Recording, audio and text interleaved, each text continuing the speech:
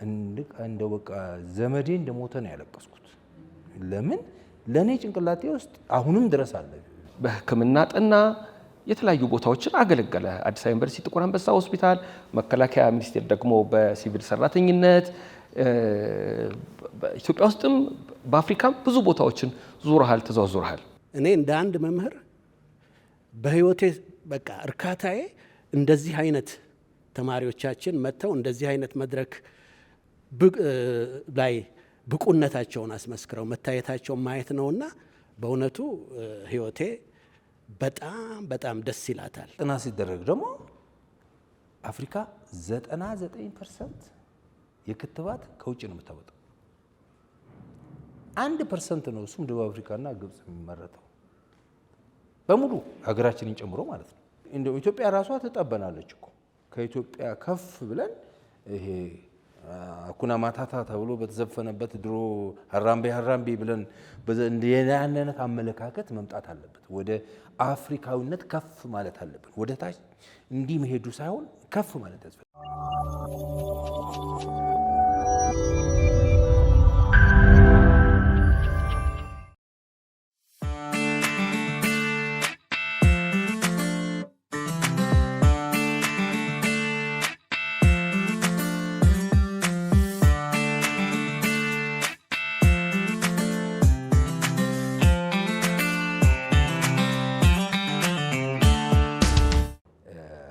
በሕክምናው እንሂድ። እኔ እንደ ሐኪም ያየኋቸውን ነገር ልናገር። ጦሩ ሲታመም እንደ ተቅማጥ በሽታ ይሆናል። ሆዳቸውን አሟቸው መላለስ ሲያበዙ የባህል ሐኪሞች ሰዎቹ የሚያደርጉት ምንድን ነው?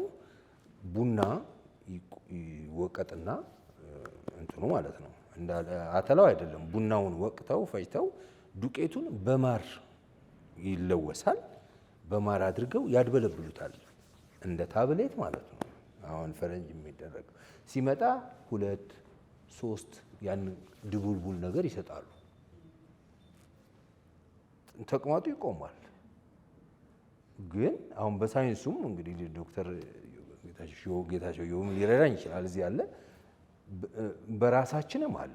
እኔ ይገርማችኋል ሐኪም ሆኜ መጥቼ ሀረር እንደሄድኩኝ በሶስተኛው ቀን ታመምኩ። በቃ እንደዚህ ያለ ነገር አመመኝ እና በቃ በጣም ተናልኩኝ። ምግቡ አየሩ እናቴ ያንተ ሐኪምነት እንግዲህ እዚህ ጋር ያቆማል ማለት ዶክተሩን በባህላዊ ሕክምና የማዳን ዘመቻ ይሄን ያረኩትን ነገር ያልኳችሁን ነገር አደረገች እናቴ። ቡና ተፈጨ፣ ማር አረገች፣ በሲኒ ሰጠች እና በላው፣ ቆመ። አሁን እኔ እንደንትኑ መፈለግ አለብኝ፣ ሳይንሱም ማለት ነው። ይሄ ሊያደርጋል ትክክል ነው። እስኪ እንደ ሳይንስ እንደ ስተንት ነው ማለት ደስ ይላሉ። በቀላሉ ቡና አለ፣ ማር አለ አለ። ምንድነው ቡና ቻርኮል ነው። ስንቆላው ውሃው ነው የሚወጣው። ሲቆላ ውስጡ ያለው ውሃ ጠፋ፣ ደረቅ ነው። ይሄ ለማረጋገጥ ፈልጋችሁ ቡናውን ከመቁላታችሁ በፊት መዝኑት። 1 ኪሎ ቡና ቁሉትና መዝኑት።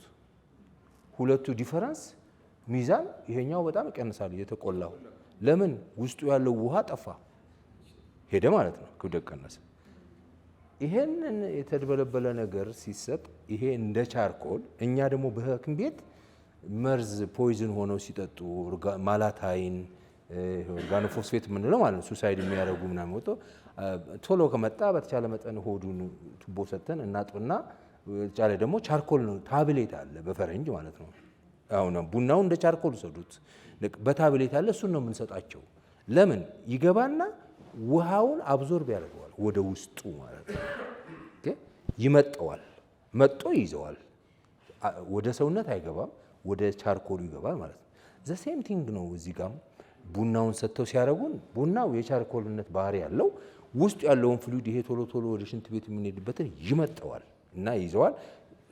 ዲያራው ይቆምና ወደ ሶሊድነት ወደ ኖርማልነት ይሄዳል። ማሩ ደግሞ ማሩ የባክቴሪያዎቹን የመግደል አቅም አለው። ምንድነው እንደ አንቲባዮቲክ ይሰራል ማለት ነው። ማር መካኒዝማቸውን ሳይሆን ውሃ ጥም ነው የሚለቅባቸው ባክቴሪያዎቹን። ኮንሰንትሬሽኑ ሃይ ነው የማር ውስጡ ለምሳሌ ኬሚስትሪ ስንማራታችሁ ነው ሊትመስ ፔፐር መሀል ያደርጉና በዚህ በኩል ንጹህ ውሃ ያደርጉና በዚህ በኩል ሶሉቱን ጨውን ወይም ከስኳር ይደረጋል። ይሄ ሊትመስ ፔፐሩ ውሃውን ያስተላልፋል። ከተወሰነ ደቂቃ መታችሁ በዚህኛው በኩል ያለውን ውሃ ስታዩት እኩል ነው ሶሉሽኑ። ስኳሩም እዚህ ጋር መጥቷል። ለምን ዳይሉት ሆኗል ማለት ነው። ውሃው ይሄድና ሁለቱን እኩል ያደርገዋል። ያን አይነት ሜካኒዝም ነው የሚጠቀመው። እንትኑን ማሩ ሲገባ ባክቴሪያዎቹ የራሳቸውን የሚሸፍናቸው ቆዳቸው አለ። እነሱ ጋር ሲገናኝ ከውስጥ ያለውን ውሃውን ማሩ ይመጥባቸዋል፣ ወደ እነሱ እንዲመጣ ያደርጋል። ስለዚህ ዲሃይድሬትድ ይሆናሉ፣ ውሃ ያጣሉ፣ ከውስጣቸው ይሞታሉ። ስለዚህ ዲያራው ቆመ ማለት ነው። እኛ ይህንን ፈረንጅ በዚህ አድርጎ አመጣው ሰራው ታብሌት ብለን እንወስዳለን። ሜካኒዝሙ ይሄ ነው፣ እዛ ላይ አለ። ይሄ አሁን በጥሩ ነገር ያደረገልን ነው። ስተረጉም እናቴ ቤት ነበረችና ስለ ፈንጣጣ ክትባት ወተቴ ነው የሚሉት ፈንጣጣን ድሮ እና አሁን በዘመናዊ መንገድ ተከትበናል። ምናልባት የአሁኖቹ ልጆች አላቅም፣ እኛ ግን አለን የፈንጣጣ ክትባት እዚህ ጋር አለን። ይሄ ክትባት የሚሰራው ከሰዎች ከተያዙ ከነሱ ተወስዶ ላይፍ ቫይረሶቹ ተወስደው ነው ተቀምሞ ተዘጋጅቶ መጥቶ በእኛ ዘመን ኤችአይቪ የለም ስንከተብ እንደ ሽጉጥ ያለ መሳሪያ ያለ መሰለፍ ነው። ትቆማለህ ዱ እያደረገ በቃ መሄድ ብቻ ነው። እዚህ ላይ እየተወጋል ማለት ነው። በእንደዛ ነው የተከተብ ነው። ያኔ ኤችአይቪ እንዲህ ያለች ምን የሚባል ችግር ስላልነበረ ማለት ነው። እና እናቴ ይህንን እዛ መጽሐፉ ላይ ምን ያደርጋል ደልባዬ ዲስክራይብ ሲያደርግልን ይሄ ወተቴ ፈንጣጣ ሲያስቸግረው ሰራዊቱን ምን ያደርጋሉ? ከተያዙት ሰዎች በንትን ይወስዳሉ። መግሏን ቆዳ ላይ የምትወጣዋን ነገር መብጣት ማለት ነው። ያን ከዚህ ላይ ይወስዱና የጤነኛውን ሰው እዚህ ግራ እጁ ላይ ከውስጥ ነው፣ በዚህ በኩል ነው የሚያደርጉት። ይበጡታል፣ ትንሽ ያደሙታል ማለት ነው። ያንን ከዛ ላይ ያመጡትን እዚህ ላይ ያደርጉታል፣ መግሉ ማለት ነው። ቫይረሱን አመጡት። ይሄን አድርገው ያስሩታል፣ ይታሰራል፣ ግጥም አድርገው ይታሰራል። 21 ቀን በሽታውን ካላመጣ ምንም ካልሆነ ከ21 ቀን በኋላ ከተያዙ ሰዎች ጋር ያስተኙታል። አይያዝም። ቴስት ማድረጋቸው ነው። ፕሩፍ አድርገዋል፣ ተከትበዋል ማለት ነው። ይሄ ነው እናቴ እንዲህ ስላል እንዴ አንተ ምን ይደንቃል? እኔ ራሴ እኮ ይሄው አለች እናቴ ከኔ ጋር እኔ የተከተብኩት አባቴ እንደዚህ ነው የከተበኝ ብላ አሳየች። የኔ እናት ማለት ነው። ይሄ ለዘመናዊ ሜዲሲን ሕክምና ክትባት ያኛውም እኮ ቢሆን ከዛ አቴኑዌትድ ቫይረሶችን ወስደን በሚመጥን ለሰው ምናምን ተደርጎ ምናምን ተብሎ የተቀመጠና የተደረገ ነው። መጽሐፉ ላይ ስታዩት ሌላ ደግሞ ይነግራቸዋል። እኛ 75 ዓመት ሰው እጃቸው ላይ ካንሰር ወጥቶ አብጦ ስቃው ህመማቸው ምናምን ተደርጎ ያዘጋጁት ነገራቸው እንዴት ነው ብለን ስናይ ማደንዘዣ የለም። ስለዚህ ማደንዘዣቸው ምንድን ነው? አረቄ ነው ያጠጧቸው፣ አሰከሯቸው። በቃ ቢገጥም አድርገው ሰውየውን አሰከሩ፣ አደነዘዙ ማለት ነው። መጨረሻ ላይ ስትሆን አንኮንሽስ ትሆናለህ። ያን ይደረጋል። ያንን የጠቀሙት እሱን አድርገው እንጨት ላይ አዘጋጅተዋል። ልክ አድርገው እጃቸውን ቁጭ ሲያደርጉ በአንድ መጥረቢያ ከት ነው የሚያደርጉ። ያን ሲያደርጉ ደግሞ እዚህ ጋር ቅቤ አፍልተዋል። በእሳት ቅቤ እየፈላ ነው አደረጉ። ሰውየው ያንን በአልኮል እንትን ብሏቸዋል። በአንድ ምት እጃቸውን ቁጥ አድርገው ይሄ እዚህ ጋር ያለው ቲሞሩ ያበጠው ካንሰሩ ያለበት ሄደ። ይሄን እጃቸውን አውቶማቲካሊ ቅቤው ላይ ነው የነከሩት። ሁለት ነገር ነው። ከቆረጡ በኋላ የሚፈሰው ደም እንዲኮማተር ነው ያደረጉት። ደሙ ቧንቧው ይኮማተራል፣ ይዘጋል ማለት ነው። ቅቤው ደግሞ እዛ ሲነጋት ቴምፕሬቸር ከእሳት ሲወጣ ይረጋል አይደለ? ደፍኖታል። ስለዚህ ደሞ ቆመ። እኛ አሁን በዘመናዊ መንገድ ይሄ እሳቱ የሂት ነው ፕሮፐርቲ እዚህ ላይ አድርጓል ለሚያቃጠሉት። እንግዲህ አስቡት፣ ያ ቅቤው ስለነካ ዝም ብሎ ማለት አለ። ይሄ በሙሉ ተቃጥሏል። ሰውየው አይሰማቸውም፣ ግን ዞሮ ዞሮ ካንሰሩ ሄደ። ይሄ ዝንጋ ሆኖ ለባህል መድኃኒቶችን አድርገው ድኗል። እኛ አሁን ኦፕሬሽን ስንሰራ የሚደረገው ምንድነው? ኤሌክትሪክ በእንትን ነገር ነው፣ በዘመናዊ መሳሪያ አለች። በሆነች ቆንጥጣ እንዲቻርገን ኤሌክትሪክ ነው ያቺ ነገር ጥብቅ ትላለች። እሳት ተመጥና ነው ኤሌክትሪሲቲ ነው የምንሰጠው። ያን አድርጋ ያቺን ጥብቅ ታደርጋለች።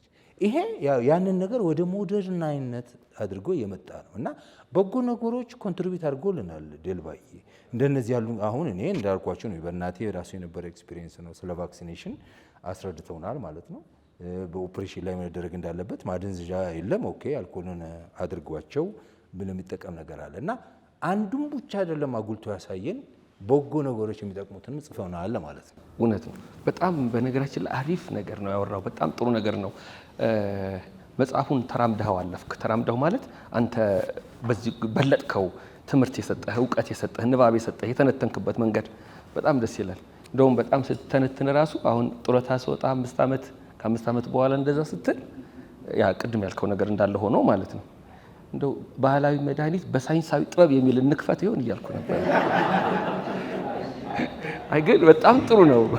ለፈገግታ ያህል ነው። እንደዚህ አይነት እውቀቶች ሳይንሱን በሚያውቅ ሰው ሲተነተኑ ደስ ይላል። ሕክምናና የባህል መድኃኒት ምንድነው ችግሩ? አንዳንድ ጊዜ ሐኪሞች ስትሆኑ ባህል መድኃኒት ይሄ ነው በሙሉ ተጻራሪ ነው ብለው የሚገምቱ ሰዎች አሉ። ትልቁ መረጃ ግን ማናቸውም ነገር መድኃኒት የምታወት በእጃችሁ ያለ የምትሰሩት ወይ ከእጽዋት ነው የመጣው ወይንም ደግሞ ከአኒማል ከእንስሳ ፕሮዳክት ነው የመጣው። ያም አልፎ ከተረፈ ደግሞ ኬሚካሊ ተጠንቶ ከዛ ከእጽዋቱ የመጣው ነው ይጠራና እንትን ይደረጋል። እንደገና በፋብሪካ ያው ኬሚካል ስትራክቸሩን ካርቦኑን ምኑን አውቀሃል ምናምን አድርገህ ሰርተህ ታመጣለህ። ታብሌት አድርገህ ትሄዳለህ እንጂ ከሰማይ እኮ አይደለም የሚመጣው መድኃኒት። እውቀት እኮ የታየው ከእንደዚህ ያሉ ነገሮች ነው። አሁን ለምሳሌ ማደንዘዣ ፓራላይዝ እኔ አሁን ፊዚዮሎጂስት ነኝ ብያቸዋለሁ። እና ሰው ኦፕሬሽን ስናደርግ እናስተኛለን እንቅልፍ እንዲይዘው፣ ሰውነቱን ደግሞ ፓራላይዝ እናደርጋለን። ሙሉ ለሙሉ ነው ፓራላይዝ የምናደርጋቸው ሙሉ ለሙሉ።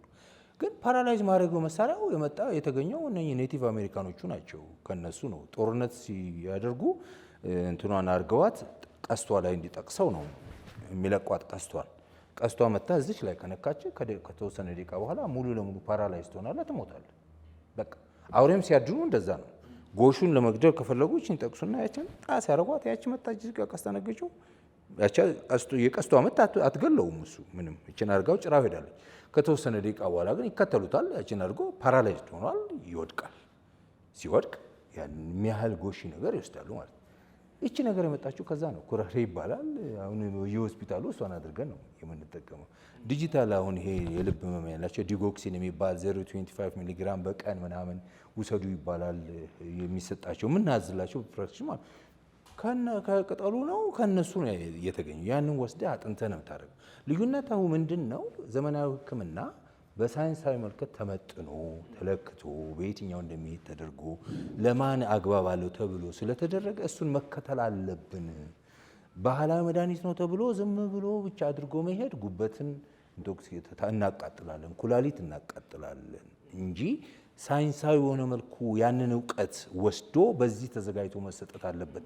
አንተ እንደፈለግከው 2 ሲኒ ውሰድ 3 ሲኒ ውሰድ ብለህ የምታደርገው ትክክል አይደለም ነው። ግን አጥንተህ በዚህ መልኩ በሚመጥነው መልኩ ብናደርግ አይጻረርም። ስለዚህ ማጣመር ያስፈልጋል ማለት ነው። አየህ ታሪክም ሲጠቀስ እንደዛ ነው። በአድዋ ጊዜም በማይጨው ጊዜም እንደዚህ በባህላዊ በሆነ ሁኔታ ያከሙ ብዙ ወጌሾች አሉ፣ ከመድረክ ጀርባ ያሉ። አርበኛው ሲታመም ያከሙት አሉ። የእነሱም ታሪክ መገለጽ እንዴት ያከሙት እንደነበረ ደግሞ ያንተ በጣም ደስ የሚለው ሳይንሳዊ በሆነ መንገድ ማብራራት መቻልህ ነው።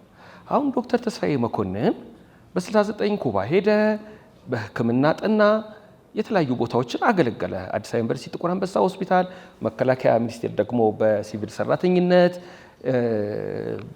ኢትዮጵያ ውስጥም በአፍሪካም ብዙ ቦታዎችን ዙረሃል፣ ተዘዋውረሃል። ለህትመት ካበቃቸው 4 መጽሐፍት መካከል አንደኛው አሜሪካን ሀገር ስለተሰራጨ ግጥሞችን አላየኋቸውም፣ 3ቱን ግን አነበብኳቸው።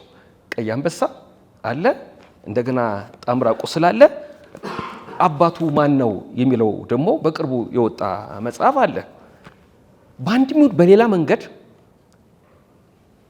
ከጦርነትና ከጦረኛ ጋር ግን የተገናኘ ህይወት አለ። አባትህ ወታደር ናቸው፣ ለሀገር ዋጋ ከፍለዋል። የድልባይን መጽሐፍ አለ ምክንያት አልተረጎምከውም። በእርግጠኝነት የምነግርህ አባትህን ስላየህበት ነው። ጣምራ ቁስልንም ልክ እንደዚሁ ወታደሮችን የሚረዱ አሉ። ያኛው መጽሐፍም ደግሞ ከባድመ ጋር የተያያዘ የምታገናኘው ነገር አለ። ከሕክምና ጋር በተያያዘ እማትረሳው እጅግ በጣም ደስ የሚያሰኝህ ገጠመኛዊ ተረካለህ አለ። መቼም በሕክምናችን በጣም ብዙ የሚገጥሙ እንትኖች አሉ። አለመታደል እነኛ ነገሮች ለህዝብ አይበቁም። ለህዝብ ቢበቁና ትምህርታዊ የሆኑ በጣም ጥሩ ነው። እኔ ትልቁ የነመራ ነው በህይወቴ። ነመራ ማለት ጣምራ ቁስል ላይ ያለ ሰው ነው። በዚህ መልኩ ይሆን አጨራረሱ ላይ አሁን ብነግራችሁ መጽሐፉን ስታነቡ እንዳታበላሹ ብዬ ነው። እንደዛ ይሆናል የሚል ግምት የለኝም። ለኔ የ5% የመዳን ቻንስ ይዞ ነው የሰውየው 95% የመሞት ቻንስ ይዞ የቀረበ ነው እና በዛ ውስጥ ያንን ሰውዬ ባለህ ያሁላ ነገር ተፈጽሞ መጨረሻ ላይ ነመራን በበጎም ይሁን በመጥፎ አጨራረሱ መጥፎም ከሆነባችሁ የተደረገውን ጥረት ታከብራላችሁ። አጨራረሱ ደግሞ ጥሩ ከሆነ ይሄ የሚሰራል ወይ እዚህ ሀገር ብላችሁ ነመራን መገምገም ይቻላል። ግን ብትነግረን ደግሞ የተሻለ ሆነ ለመነሸጥ ለመነቃቃት ይመቻል። ይህንን ፕሮግራም የሚያዳምጡ ሰዎች አንተንም ለማወቅ የተከፈለውንም ዋጋ ለመረዳት ስለሚያስችላቸው እንግዲህ ነመራ ታሪኩ ላይ ነው ግለጸው ካልከኝ በምንም አይነት የማታስቡት በወለጋ ጦር እንግዲህ ጦር ሲባል የተለያየ ያለ ወለጋ አካባቢ ያለው ጦር የተለየ ነው። ወደ መሀል ሀገር ስትሄዱ ወይም ሰሜን አካባቢ ስትሄዱ ደግሞ ያለው የጦር አይነት የተለየ ነው። ይሄኛው ለምሳሌ ወደ ሰሜን አካባቢ ጠፍጣፋ ነው፣ በሁለቱም በኩል ስለት ያለው እንዲሹል የሚሆን ነው፣ ጥፍጥፍ ያለ ነገር ነው። ወለጋ አካባቢ ያለው ጦር ደግሞ ልክ እንደ ድጅኖ ነው፣ ዌይት አለው፣ ክብደት አለው፣ ጥርስ አለው፣ እንደ መጋዝ በሁለቱም በኩል ጥርስ ያለው ጦር ነው። ነመራ እንግዲህ ባኮ ምን ያህል እንደሚርቅ ታውቁታላችሁ ከአዲስ አበባ። ብዙ የከፈለ ለዚች ሀገር ብዙ መስዋዕት ያደረገ ሰው ነው። እውነተኛ ስሙ አይደለም፣ ስሙን ቀይሬ ነው በእንትን ላይ ስለማይደረግ። በአንድ ምሽት ግን ያ ጦር በዚህ ገብቶ በዚህ ወጣ። ከነ እንጨቱ ከነ ረጅሙ እንጨት የተወረወረው እንጨት ማለት ነው። ያንን ይዞ እሱን እዚህ ለማድረስ የተደረገው ትንቅንቅ አንገት እንዴት አጥፏል። ይሄ ያለ ይሄ ሰው የደረሰብን ፈተናና ያደረሰው ነገር ቀላል አይደለም። በመጀመሪያ ደረጃ ከዛ እዚህ ለመድረስ ያሳለፈው ህይወት ቅድም ስነግራችሁ የቅድመ ሆስፒታል አገልግሎት ሕክምና በሀገራችን አለመኖሩ ምን ያህል አስቸጋሪና እንደሆነ ጥሩ ሲስተም ቢኖረን ሄሊኮፕተር ተዘጋጅቶ ሄዶ ብድግ አድርጎ ያለውን ቶሎ አምጥቶ ወደ ቅርብ ሆስፒታል ቢያደርግ በጣም ጥሩ። ግን ወደፊት ልጆቻችን ወይንም ደግሞ እዚህ ያላችሁ ወጣቶች አመለካከታችሁ ወደዛ መሆን አለበት፣ ወይንም ደግሞ ማስተማር አለባችሁ ለዛ ያለውን ነገር ቅድመ ሆስፒታል ሕክምና በጣም እንደሆነ። ግን እሱ ምን ያህል ተሰቃይቶ እንደመጣ አይተነዋል። እዚህ ከመጣ በኋላ ደግሞ የኛ ትንቅንቅ ይሄን ሰውዬ እንስራ ነው። እንዳልኳችሁ የመዳን ቻንስ 5% ነው። ይሄንን ሰውዬ እንዲህ ነው ብለን ለማስፈረም ያው ኦፕሬሽን ክፍል ስትገቡ ሰው ይፈርማል አይደል? ሙሉ ኮንሽስ አይደለም፣ ስቃይ ውስጥ ያለ ነው ይሄ ሰውዬ። ስለዚህ እውነት አምኖበት ነው በህይወቱ ይሄ ሰውዬ የሚፈርመው ነው ወይስ በሞት ልሞት ግደሉኝ ብሎ ነው የሚፈርመው? ያ ይታገለናል እኛን። ግን መጨረሻ ላይ እኛም ደግሞ ስናይ ይሄ ነገር የማይሆን ከሆነ አትሊስት የጋራ ሪስፖንሲቢሊቲ እንውሰድ ብለን የጋራ ሪስፖንሲቢሊቲ ዳይሬክተር ምንም ባለበት አድርገን መሞቱንም የመዳን ቻንሱ ይሄ መሆኑን ብናውቅ እንሞክር ብለን ነው ነመራን ለመስራት የተገደዱ። እግዚአብሔር ነገር እንግዲህ ሂደቱን እዛ ውስጥ እንዴት እንደሆነ አብራችሁ ትሰቃያላችሁ። መጨረሻ ግን ትልቁ እኛ እሱን ለማደንዘዣ ማስተኛትና እዚህ ውስጥ የመግባት ቻንስ ነው። አሁን ለእናንተ ዝርዝሩን ብናገር አይሰራም። ግን ለማደንዘዣ የሚያስፈልገውን ነገር በዚህ ገብተን አየርና መድኃኒት ወደ ሳምባው የሚሄድበትን ለማመቻቸት ይሄ ጦር እዚህ ጋር ተሰክቶባችሁ እንዴት አድርጎ እንደሚደረግ እንግዲህ ምን ያህል እንደምንሰቃይ ይወቁት። ማናቸውንም እንቅስቃሴ ብናደርግ 2 ትልልቅ ቧንቧዎች አሉ እዚህ ጋርና እዚህ ጋር ደም ወደ ላይ የሚወስዱ። አንዷን ከነካች አለቀለት ይሄ ልጅ አይናችን እያየ ይሞታል ማለት ነው። ይሄ እንግዲህ የስንት ሐኪሞች ስቃይ ነው እዛ ውስጥ ኦፕሬሽን ክፍል። እንደምንም ብለን እግዚአብሔር ረድቶን ያቺ ነገር ሳትነካ ከጎን ያለችው ነገር ውስጥ ለመግባት ቻልን። እሷን ስናገኝ ትንሽ ተስፋ አገኘን። ምክንያቱም ሰውየውን መድኃኒት ሰተን ማስተኛት እንችላለን። ኮንትሮል አደረግ ነው ማለት ነው። ልክ እንደ አውሮፕላን በረራ ነው። አንዴ ፓይለቱ ላይ ካወጣ ስጽፈውም አውሮፕላን ነገር አድርጌበት ነው እና እወዳለሁ ፓይለት መሆን ስለምወድ በልጅነቴ እና ያቺን አድርገን ያስቀመጥኩ። መጨረሻ ላይ ግን አድርገን ነመራ ሊተርፍ ይችላል።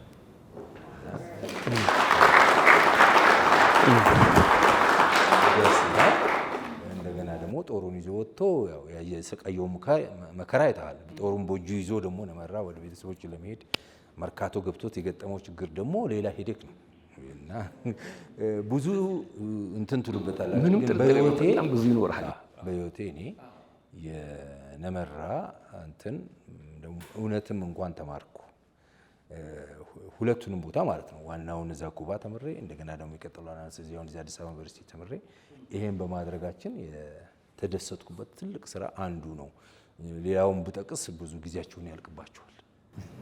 ጣምራ ቁስል በጣም ፊልም የምታዩ እስኪመስላችሁ ድረስ የተጻፈ ነው። በጣም ነው ልብ የሚሰቅለው። በእውነተኛ ታሪክ ላይ የተመሰረተ ነው። እንግዲህ የሆነ ቀን ይደረጋል፣ ጥርጥር የለውም። የሆነ ሰው ፊልም ያደርገዋል። አሁን አንተ ራሱ ስለ ነመራ በምትናገርበት ሰዓት ያንተን ዋጋ ብቻ እኮ አይደለም እያየ ያለ ነው። እንዳንተ በየገጠሩ በየከተማው በየስፍራው ታማሚውም ታካሚው አካሚው መለስ ብሎ እንዲያስብ የሚያደርገው ነገር አለ።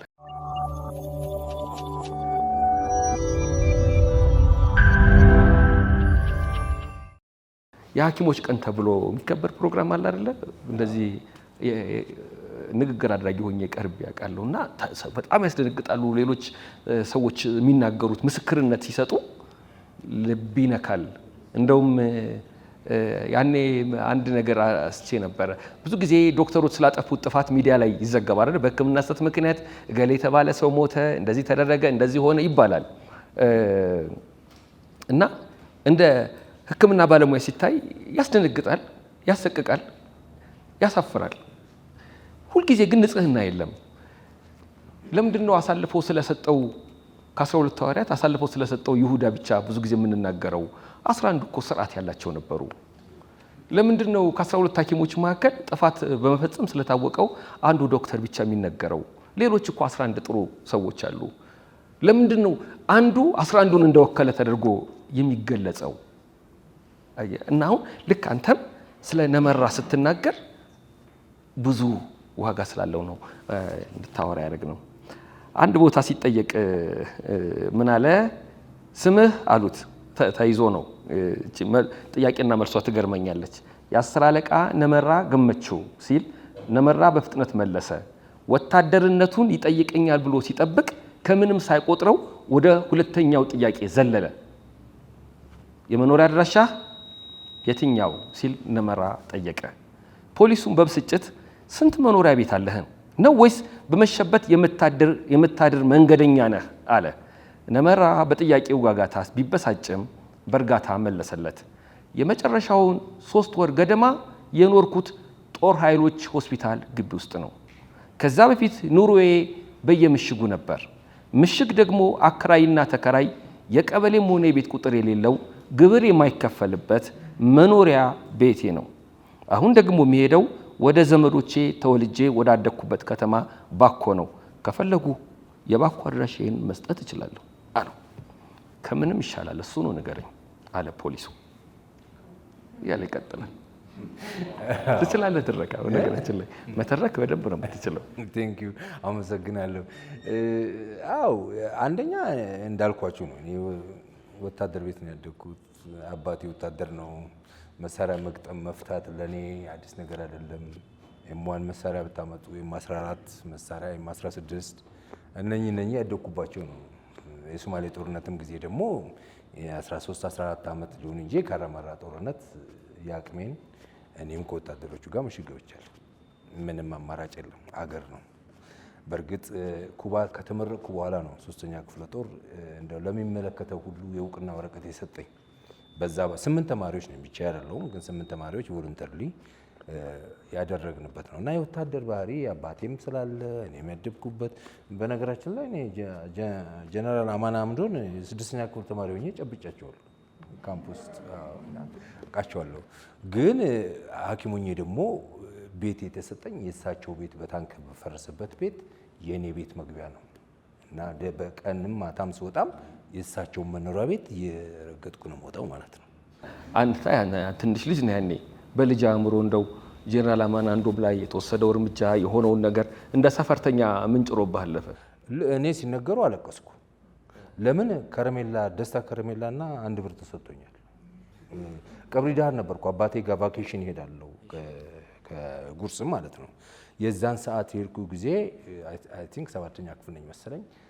2 ጊዜ ነው የሄድኩት አባቴ ጋር ማለት ነው። እሳቸው ተቀዳሚ ሊቀመንበር ሆነው ተመርጠው በሚመሩበት ሰዓት ሆኜ እዛ እኛ ልጆች ነን፣ ችግር የለም። ያኔ እንዳሁኑ አይደለም። አውሮፕላን ሲያርፍ በሩ ድረስ ነው የምንሄደው።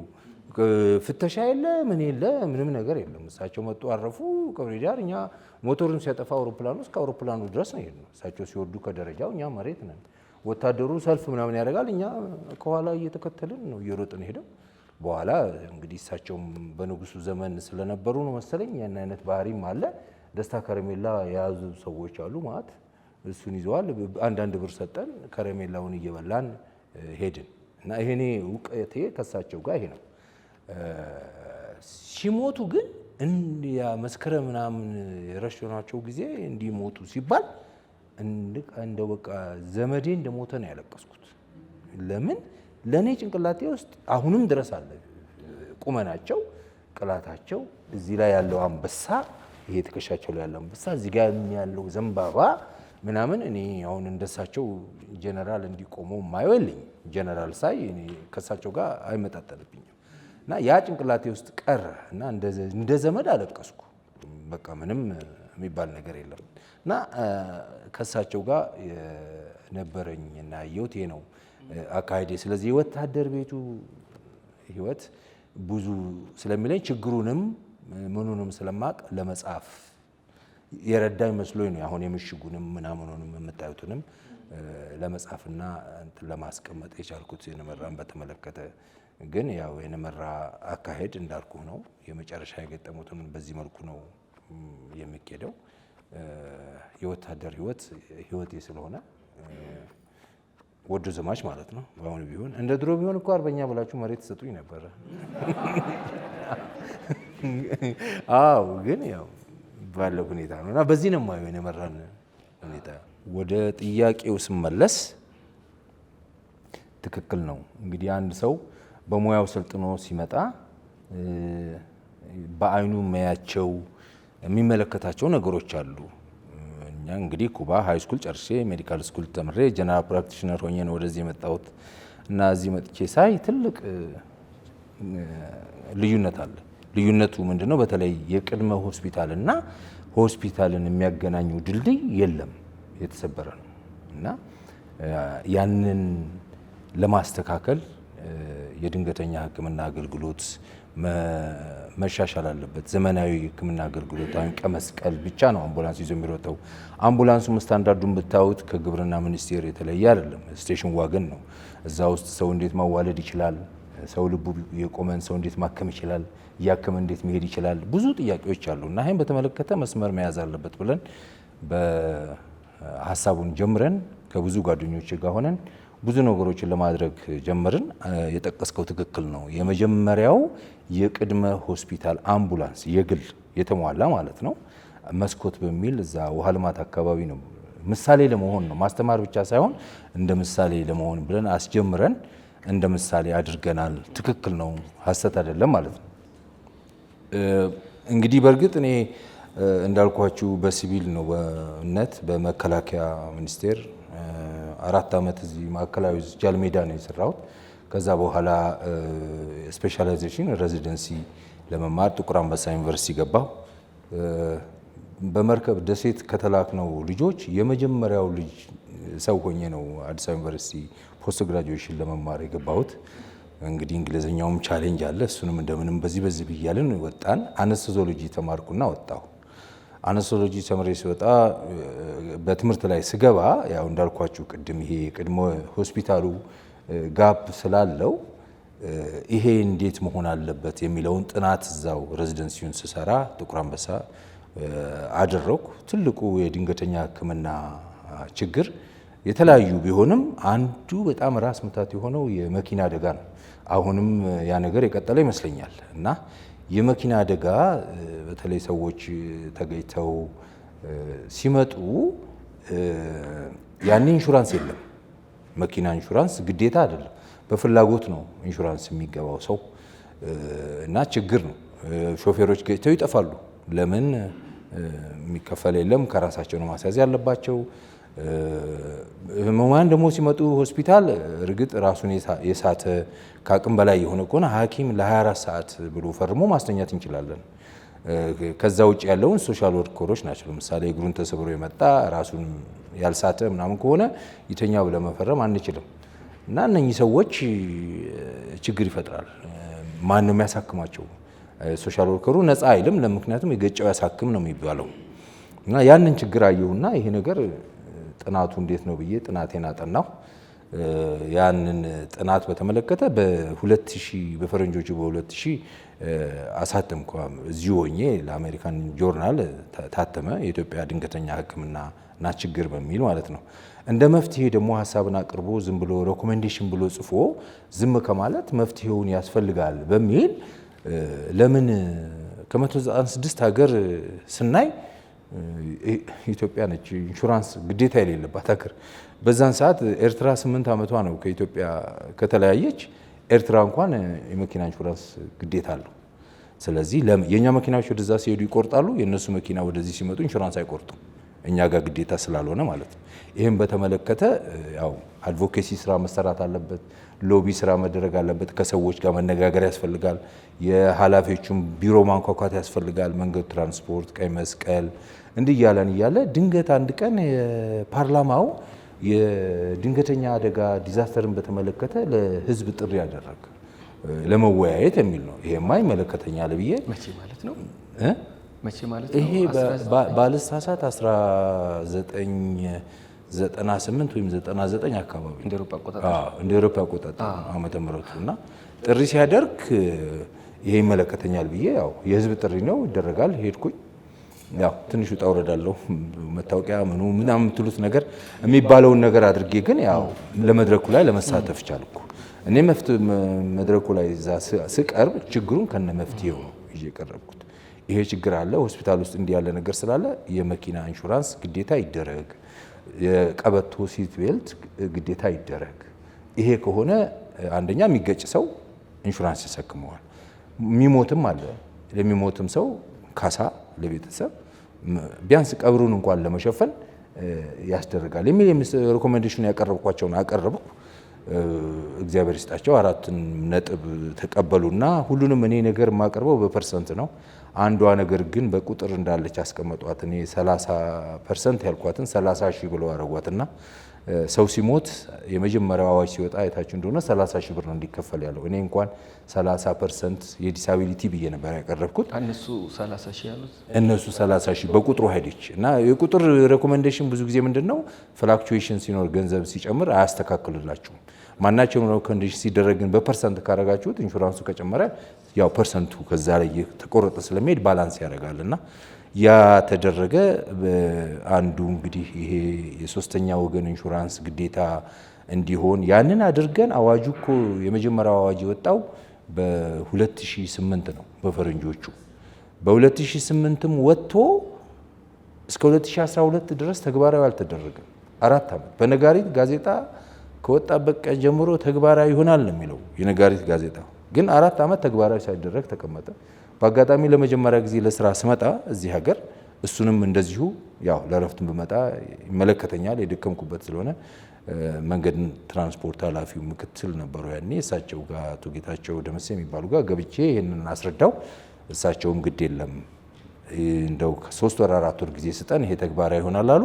ከመስከረም 2013 ሴፕቴምበር 2013 የኢትዮጵያ ዘመን መለወጫ ስንተኛው ዓመት እንደሆነ ባላቀውም ግን በዛ ሴፕቴምበር ላይ ሴፕቴምበር 10 ወይም 11 2013 ጀምሮ አዋጁ ተግባራዊ መሆን ቻለ። በአሁኑ ሰዓት ጥሩ እየሄደ ነው። አንድ ነገር ግን እዛ ጋር ምንድነው ሂት ኤንድ ራን የሚባል አለ። ገጭቶ የሚጠፋ አይታወቅም። ፖሊስ ያውቃል እንደገጨው፣ ግን መኪናው ስለጠፋ ኢንሹራንሱ የቱ ጋር እንደሆነ አይታወቅም። ማለትም ቦሎ መኪናው ላይ ነው የሚለጥፉት ቁጥሩ ስለማይታወቅ። እኔ የዛ ሬኮሜንዴሽን ላይ ከእያንዳንዱ ፕሪሚየም 10% ለፈንድ ኢመርጀንሲ ፈንድ ተብሎ መቋቋም አለበት ብዬ ሰጀስት ካረኩት ነበር ያኔ ፓርላማ ላይ ከሄድኩት። ያችንም ተግባራዊ አድርገዋታል። በአሁኑ ሰዓት ምናልባት ዘመድም ምንም ተገኝቶ እንኳን እንዲህ ካለ ኢንሹራንሱን ተከታትላችሁ እንዲከፍሉ ማስደረግ ትችላላችሁ። የጠፋ ሰው ከሆነ ደግሞ ፈንዱ ኦፊስ አለ፣ ወደዛ ወደ መስቀል ፍላወር አካባቢ ነው። ቀይረውም ከሆነ መፈለግ ትችላላችሁ። ያ ፈንድ ኦፊስ ግን የመክፈል ግዴታ አለበት። ያንን አድርጎ የሕክምናውም ይሁን የሰው ሲሞት አሁን ሰው ሲሞት እንደውም ወደ 250 ሺህ ከፍ አለ። የዛሬ 3 ወር 4 ወር አሻሽለውታል አዋጁን እና እንደው አንድ ጥሩ ሰራን የኛ ግሩፕ የነበርነው ሰዎች ተባብረን እንዲችን ነገር ትሆናለች ብለን ያልነው አረግን። እንግዲህ የሚከፋውም ሊኖር ይችላል። ብዙ መኪና ያለው ሰው ግን ለህዝብ ይጠቅማል ብለን ያደረግናል። አዎ ለምንድን ነው መገለጽ ያለበት? በቃ አብዛኛው እኛ ሀገር የከያንያን ታሪክና የሀገር መሪዎች የጦር አለቆች ታሪክ ነው ገኖ የሚወጣው።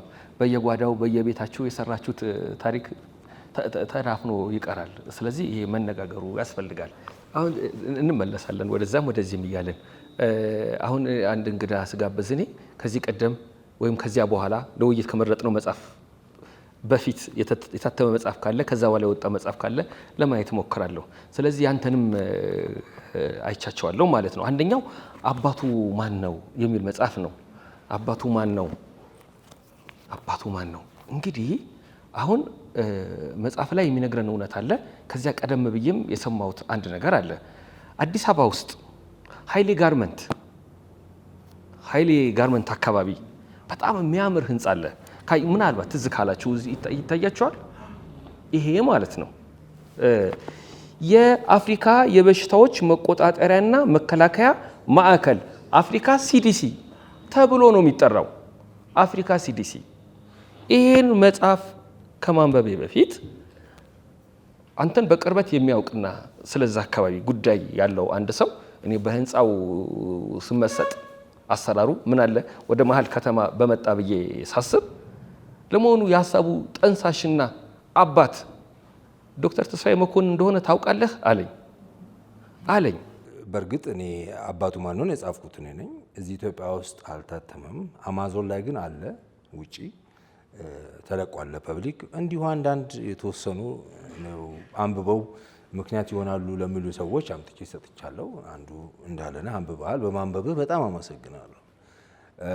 እኔ በትምህርቴ ብዙ ጊዜ አሻራ ትቶ መሄድ የሚለውን እምነት አለኝ።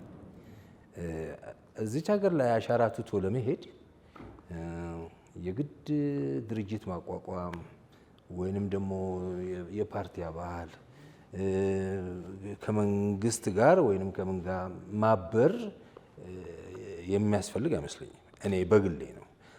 የአንድ መንገድ ሊሆን ይችላል፣ ግን በግሌ እኔ እንደ ግለሰብ ይቺ ሀገር አስተምራኛለች። ቤተሰቤን እንግዲህ እንዳልኳችሁ ነው። አባቴ ወታደር ነው፣ 8 ሰው ነው። እናቴ 35 ዓመት ሰው ነች። የጦርነቱ ጊዜ 35 ዓመት ሴት 8 ልጆች ያላት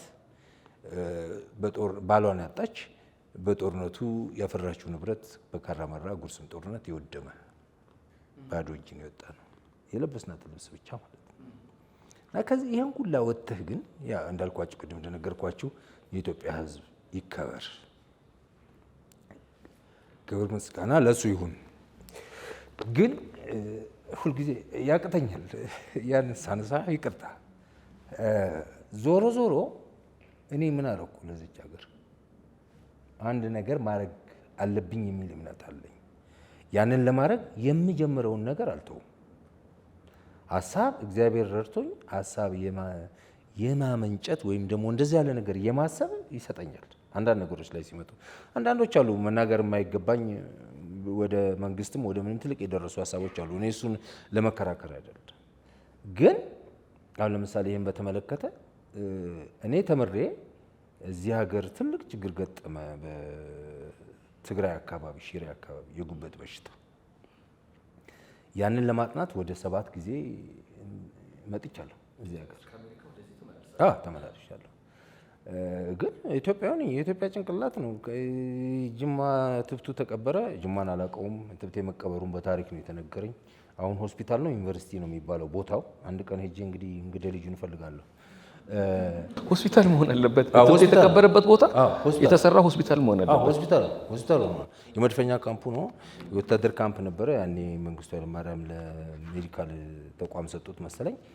ተደርጎ ይወጣ ነው እና አረና ያደግኩት ምናምን ብሎ ይሄ ሁላ ከዛ ሁላ ወጥተህ አድገህ እዚህ ደረጃ ላይ ስትደርስ ራስን መጠየቅ አለብህ እና ደግሞ ጓደኞችንም ወይንም ሌሎችንም ማየት ይገባሃል።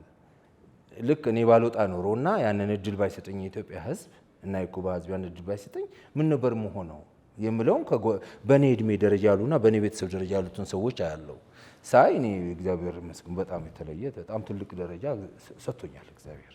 ምንም አልፈልግም። እንግዲህ ነግራችኋለሁ። 2/3 ኖር ያለው የቀረኛ 1/3 ነው። ባይሆን ፊቴን ወደ ገዳም ወደ በጎ ስራ ማዞሪያ ላይ ነው ያለሁት እንጂ ይሄ ነው የሚባለው ህይወት ላይ አይደለም ያለሁት። በእኔ አመለካከት ነው። አንዳንዱ ሰው ግን ሌላም ኢንተርፕሬቴሽን ሊሰጠው ይችላል። በዚህ ሲነሳ ስመላለስ አየሁትና የኛ ጭንቅላት ነው ተመልሶ ነው ቆዳቸው የተለወጠ ሰዎች ጋር በመጣ ለምን እኔ እዚህ መጥቼ ደምም ሽንቱንም ምኑንም ወስደን ላብራቶሪ ይደረግና መጨረሻ ላይ እንደዚህ ከሚሆን ለምን ራሳቸውን አፍሪካ የራሷን መቻል አለባት በሚል ይህንን ሀሳብ እንግዲህ ከሰዎች ጋር መነጋገር ተጀመረ። ሄደ።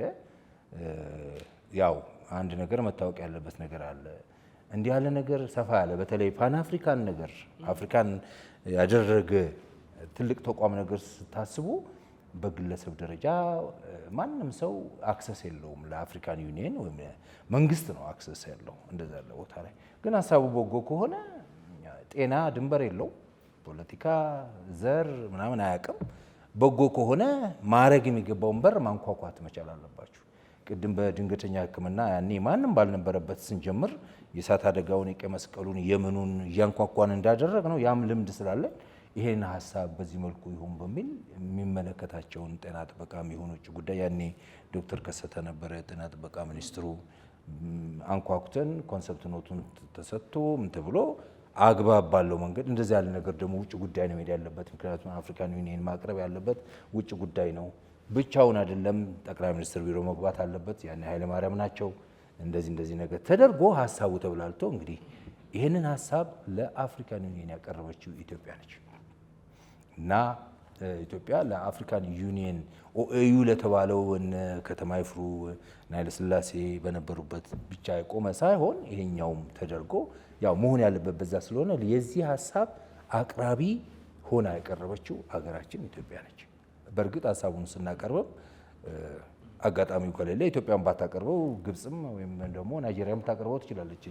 ያን ሀሳብ ውጭ ነው ያለ ነው። ሄደን ለግብጽ ወይም ለናይጄሪያ አምባሳደር ብንሰጠው በሩጫ መጥቶ ያቀርበዋል። ግን የሀገር ጉዳይ ነው። ምንጊዜም ቢከፋን፣ ምንጊዜም ነገሮች ቢኖሩ፣ ምንጊዜም ብንሰደድ ዞሮ ዞሮ ኢትዮጵያ የምትባል ሀገር አለች እና ይቺ ሀገር መከበር አለባት። ደም የተከፈለባት ነች እና አመሰግናለሁ። ዶክተር ተስፋዬ አለስልሶ ነው የተናገረው እንጂ እውነቱን ለመናገር እኔ እንዳነበብኩት ከተነገረው በላይ ብዙ ፍልሚያ፣ ብዙ ሙግት፣ ብዙ ጫጫታ፣ ሁካታ የተነሳበት ርዕሰ ጉዳይ ነው። አሁን መስረቱ ሰለሞን ደሬሳ ከግጥሞቹ ይልቅ ብዙ ጊዜ ቃለ መጠይቅ ሲደረግ የሚያነሳቸው ሀሳቦች የምወድለት ትልቅ ሰው ምን አለ? ላሊበላ የሰራውን ሰው አይደለም ማድነቅ፣ አንድ ትልቅ አለት ተፈልፍሎ ያን አይነት ነገር ሊወጣው እንደሚችል ያሰበው ሰው ነው ትልቁ ሰው፣ ያሰበው ሰው ነው። ቀጥሎማ ቀላል እኮ ነው፣ ምኑን ይዞ ወጥቶ ያችን ነገር እኮ መስራት ነው። ማክበር ያለብን ሀሳቡን ያሰበው ሰው ነው። ሀሳብ ቦታ ሊሰጠው ይገባል። ሀሳብ የሚጸነስባቸው ማህፀኖች ሊደነቁ ሊከበሩ ይገባል። ህንፃው ሊቆም ይችላል፣ ግን መጀመሪያ ያስፈልጋል ብሎ ያሰበው ሰው ማን ነው? ይሄ በጣም ወሳኝ ነጥብ ስለሆነ ነው። አንደኛ ሁልጊዜ ይኖራል እኮ በቃ የሆነ ሰዓት የሆነ ስራ ይሰራና በመጨረሻው ሰዓት የድል ባንዲራን የሚያውለበልቡ ብዙ አሉ። ይጋርዱታል። ከዚህ ቀደም ማንም ምንም ያላደረገ ያስመስሉታል። ክብሪቱን የጫረው ሰው ይረሳል። ሀሳቡን ያቀበለው ሰው ይረሳል። ቅድም ዶክተር ተስፋዬ ተፋላሚ ነው ብዬ ነበረ። ልክ የአፍሪካ ህብረት እነ ከተማ ይፍሩ እዚህ አዲስ አበባ እንዲሆን ከጎረቤት ሀገራት እንደዛ እንደተሟገቱት አንተና ጓደኞች ወዳጆች ደግሞ ኢትዮጵያ ውስጥ አዲስ አበባ ውስጥ ይሄ ነገር ያስፈልጋል ስትሉ ኧረ እኛ ባለንበት ሀገር ያሉ አሉ አይደል? ቅድም መንገዱን ነገርኳችሁ። እንዲህ ያለ ሀሳብ ሲኖራችሁ ያው ባለው መዋቅር ነው መሄድ ያለብን። ባለው መዋቅር ተደርጎ ይሄ ሀሳቡ ቀርቦ በተለይ ውጭ ጉዳይ ሚኒስትር ያሉት ሰዎች እና የተከበሩት አምባሳደር ቆንጂት ትልቅ ቦታ የሚሰጣቸው ሰው ናቸው። ታውቃላችሁ 53 ዓመት ያገለገሉ ለውጭ ጉዳይ ሚኒስትር በጣም ለዚች ሀገር ብዙ የደከሙ ሰው ናቸው። በአጋጣሚ እሳቸው ነበሩ የኢትዮጵያ አምባሳደር ተወካይ በአፍሪካን ዩኒየን እና የዲፕሎማቲክ ጦርነቱን የመሩት እሳቸው ናቸው። እኛ አንደኛ ትልቁ ኢንፎርሜሽን መረጃዎች ሲወጡና ተቀናቃኞች ሲወጡ በዚህኛው በኩል ምን አይነት ሀሳብ መቅረብ እንዳለበትና ይሄ ነገር መራመድ የሚችልበትን ማስተባበር ነው።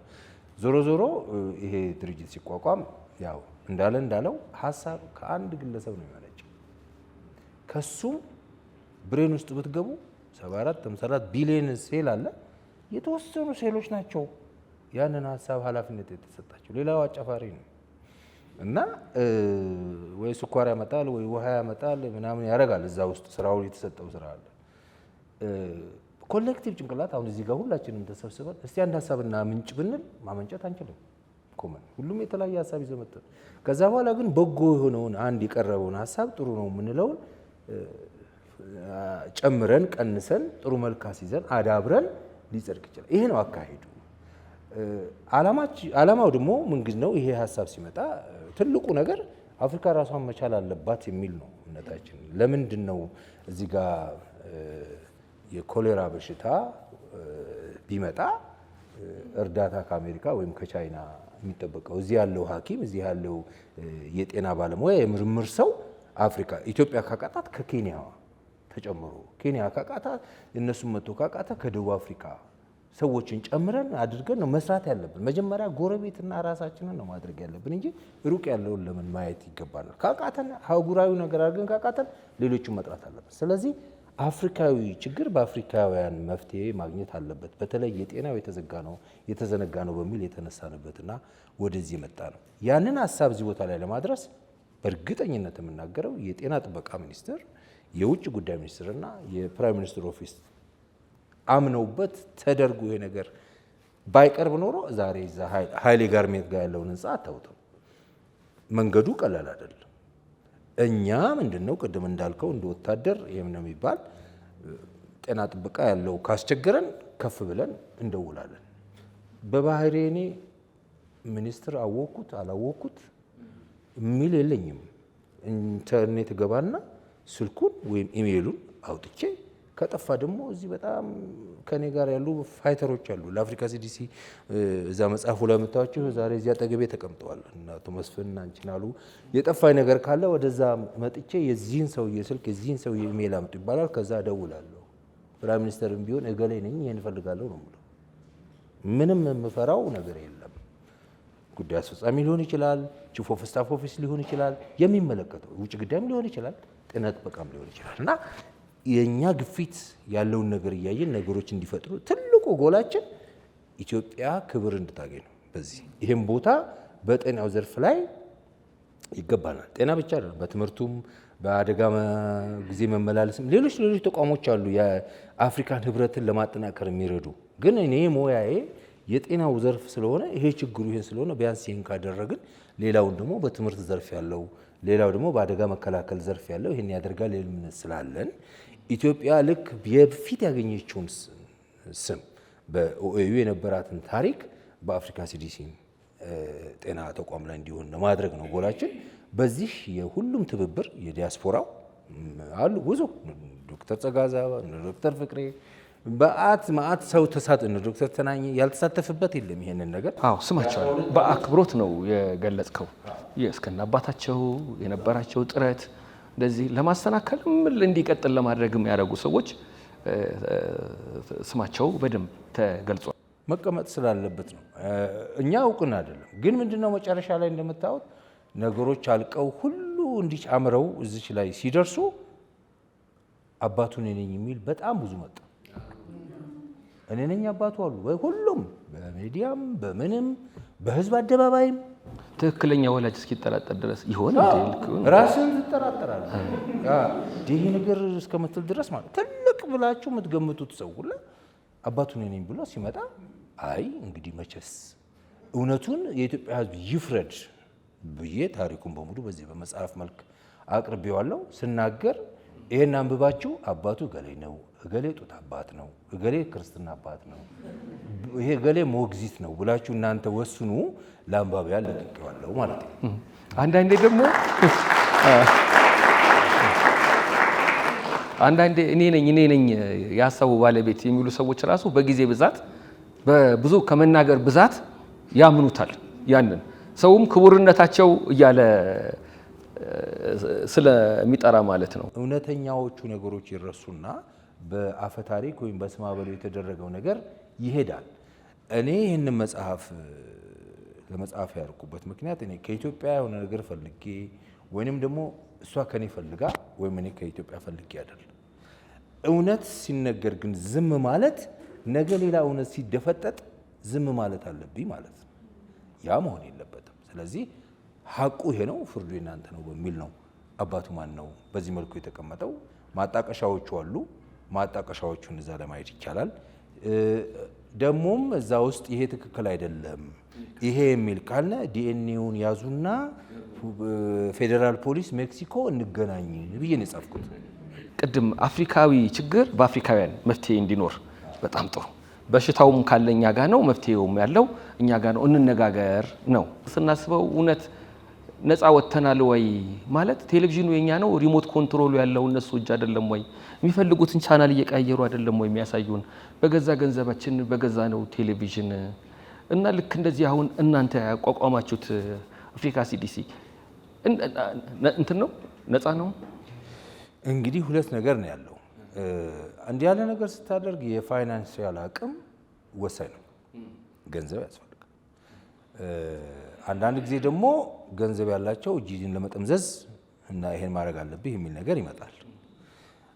ግን በሰላም ጊዜ አብረህ የምታደርገው ነገር ደግሞ አንተም ወደ ባለቤትነት እያመጣ ይሄዳል። አሁን አፍሪካ ሲዲሲ ለምሳሌ በባጀት በገንዘብ አንጻር ስታየው አፍሪካን መንግስታት ናቸው ሙሉ ለሙሉ የሚሸፍነው ማለት አይቻልም። ብዙ ገንዘብ የሚመጣው በእርዳታም ይሁን በምንም ይባል ከውጭ ነው። ማስተር ካርድ 1.4 ቢሊዮን ዶላር ነው የሰጠው በኮቪድ ጊዜ። አሁንም ወርልድ ባንክም ምንም ብዙ ፋይናንስ የሚያደርጉት ያው የውጭ ነው። እንደዚህ ያሉ ነገሮች ሲመጡ ደግሞ አንተን ጠምዘዝ ለማድረግ የሚመጡ ነገሮች አሉ። እነኛን ራስህ ቆመ መከራከር እና ማድረግ መቻል ያለብህ። በዚህ መልኩ ነው ብለህ ጠንክረህ መቀመጥ መቻል አለብህ። ያ ካልሆነ ግን ሁልጊዜ እጅ እንድትሰጥ ያደርግሃል። አፍሪካ ሲዲሲ ከተቋቋመ በኋላ እንደው አንድ ትልቅ ነገር ልንገራችሁ። እኔም ራሴ ሰርፕራይዝ ሊሆንኩበት ማለት ነው። እንደው በጣም ነው የደነገጥኩት። ክትባት አሁን እንከተባለን ሁላችንም፣ እኛም ተከትበናል፣ ከትበናል፣ አዘናል፣ አስከትበናል፣ ሁሉን አድርገን አላውቅም። እኔ ክትባት እዚህ የሚመረት ነው የሚመስለኝ። በቃ በስመላለ ማዘዝ ነው በነበርኩበት ዘመን። የመንጃይቲስ ነው መንጃይቲስ ካምፔን ይደረጋል፣ ሰው ላይ ከተባል ያንን ነው። እኔ የተመረተ ምናምን የሚለው ነገር አላጠናም። መድኃኒት መጣ፣ መድኃኒቱ ትክክል መሆኑን አድርጌ መስጠት ነው። አፍሪካ ሲዲሲ ተቋቁሞ የኮቪድ ነገር መጣ። ኮቪድ ሲመጣ ለኮቪድ ቫክሲን ያው ገና እየተሰራ ነው አይደል? አልነበረም፣ ያው ታሽገን ነበር አይደል በየቤታችን ሁላችን። የዛን ሰዓት አፍሪካ ከየት ታምጣ ኮቪድ? መድኃኒቱን ያገኙት ቀድሞውና ክትባት ያደረጉት የእኛን ህዝብ ከትበን እስካልጨረስን ድረስ አንሰጥም አሉ። ገንዘብ ተይዞ ሽጡልን ብናል አንሽጥም አሉ። በቂ የለንም እኛ መጀመሪያ ህዝባችንን ነው አሉ። ራቁታችንን ቀረን ማለት ነው። እና ጥናት ሲደረግ ደግሞ አፍሪካ 99% የክትባት ከውጭ ነው የምታወጣው። 1% ነው እሱም ደቡብ አፍሪካና ግብጽ የሚመረተው በሙሉ ሀገራችንን ጨምሮ ማለት ነው። ኢትዮጵያ ይታያችሁ እንዲህ ያለ ነገር እየመጣ አንድ ነገር ሲመጣ ልትከትብ እንኳን አትችልም። ገንዘብ ይዘህ ደግሞ ልግዛም ብትል የሚሸጥልህም የለም። ቅድሚያ የራሳችን ህዝብ ነው አለና ቁጭ አለ። አፍሪካ ሲዲሲ ግን ያንን አድርገው ኦፍኮርስ ሂደቱ እዛ ውስጥ ያለው እንዳስቀመጥኳችሁ ነው። ውጣ ውረድም ቢኖር የነበሩት ሰዎች ክሬዲት ሊሰጣቸው የሚገባ ብዙ አሉ እዛ ውስጥ በአመራር የነበሩ። ጥናቱ ተደረገ። ይሄ ሲሆን እንትና መጡ፣ ጎል አመጡ። ግባቸው ምንድነው? በ2040 ማለት ነው ከዛሬ 15 ዓመት በኋላ 60% ለክትባት መድኃኒት አፍሪካ ራሷ ማምረት አለባት የሚል ጎል ይዘው እየተሰራ ነው። አሁን 6 ሀገራት ይሄንን እንዲያመርቱ ተደርጎ አንዷ ኢትዮጵያ ነች። ዶክተር ሊያ እግዚአብሔር ስጣት በነበረችበት ዘመን በኃላፊነት በነበረችበት ዘመን ኢትዮጵያ ቫክሲን አምራች እንድትሆን ቦታ አዋጁን ታውጆ ምን ተብሎ ገንዘብም ያው ኢትዮጵያ ያው እንዲህ ያለ ነገር ከነሱ መጣት አለበት ከወርልድ ባንክ አስፈላጊ የሆነውን ፋይናንሻል ሰፖርት አስደረጋ አሁን እየሰሩበት ይመስለኛል። እና እነኚህ 6 ሀገራት በ15 ዓመት ውስጥ የአፍሪካን የሚያስፈልጉትን ክትባቶች እዚሁ እንዲመረት ማድረግ ችለዋል። ይሄ ሁላ የመጣው ምንድነው? አፍሪካ ሲዲሲ ስለተቋቋመ ነው። ለኛ ደግሞ ትልቁ አድቫንቴጁ እዚህ መኖሩ። እስቲ አስቡት ምን ያህል ሰራተኛ አለ እዚህ። በአሁኑ ሰዓት ወደ 300 ምናምን ሰራተኛ አለ አፍሪካ ሲዲሲ ውስጥ። እነኚህ ሁላ የሚከፈላቸው በዶላር ነው። ኢቨን ኢትዮጵያኖች እዛ የሚሰሩ ደሞዛቸው በዶላር ነው። ለሀገሪቱ ሆቴል በሉት ስብሰባ ይደረጋል፣ ምን ይደረጋል። ይሄ ሁላ አድቫንቴጅ አለው። ላቦራቶሪ አሁኑ አፍሪካ በሙሉ ላቦራቶሪ እዚያው ሌቭል 3 ያለ የሚባል አለ ላቦራቶሪ ያለ። ቡሩንዲ ላቦራቶሪ ከሌላት እኮ የኢትዮጵያ አየር መንገድ ሳምፕሉን በትክክል ተደርጎ ከተሰጠው መጥቶ እዚህ ቴስት ተደርጎ ውጤቱን በኮምፒውተር ወዲያው መልሰው ይልኩላቸዋል። እና ይሄ ሁላ አድቫንቴጅ ለኛም ለምርምርም ለምንም ለልጆቹ መሄድ አለበት። ቅር የሚለኝ ምንድነው? የኢትዮጵያ ኮንትሪቢዩሽን ጎልቶ አልታየም። ኢትዮጵያ ያደረገችው አስተዋጽኦ ከፍ ብሎ እንዲወጣ ብዙ ጥረት አልተደረገም። የሚዲያዎቻችን ድክመትም ሊሆን ይችላል። ግን ኢትዮጵያ ይሄን በተመለከተ ይሄን አድርጋ እዚህ መኖሩ ጠቀሜታ ብቻ ሳይሆን ጎልቶ መታየት አለበት። ኮንትሪቢዩሽኑ መታየት መቻል አለ። ሌሎች ሀገሮች አሁን ናይጄሪያ ቢሰጠው ኖሮ የት እንደሚያደርሰው እግዚአብሔር ይታወቃል። እንደ ዴይሊ የሚጮኸው ምን የሚለው እሱ ነው። እና ይሄን ሁላ ለማድረግ እንዲረዳ ትንሽ ቅሬታ ያለኝ አግባብ ያለው እውቅና ውጭ ጉዳይ ሚኒስትርም ቢሆን ይሄን ሂደቱን በትክክል አድርጎ ለአፍሪካን ዩኒየን ማሳወቅ ይገባል።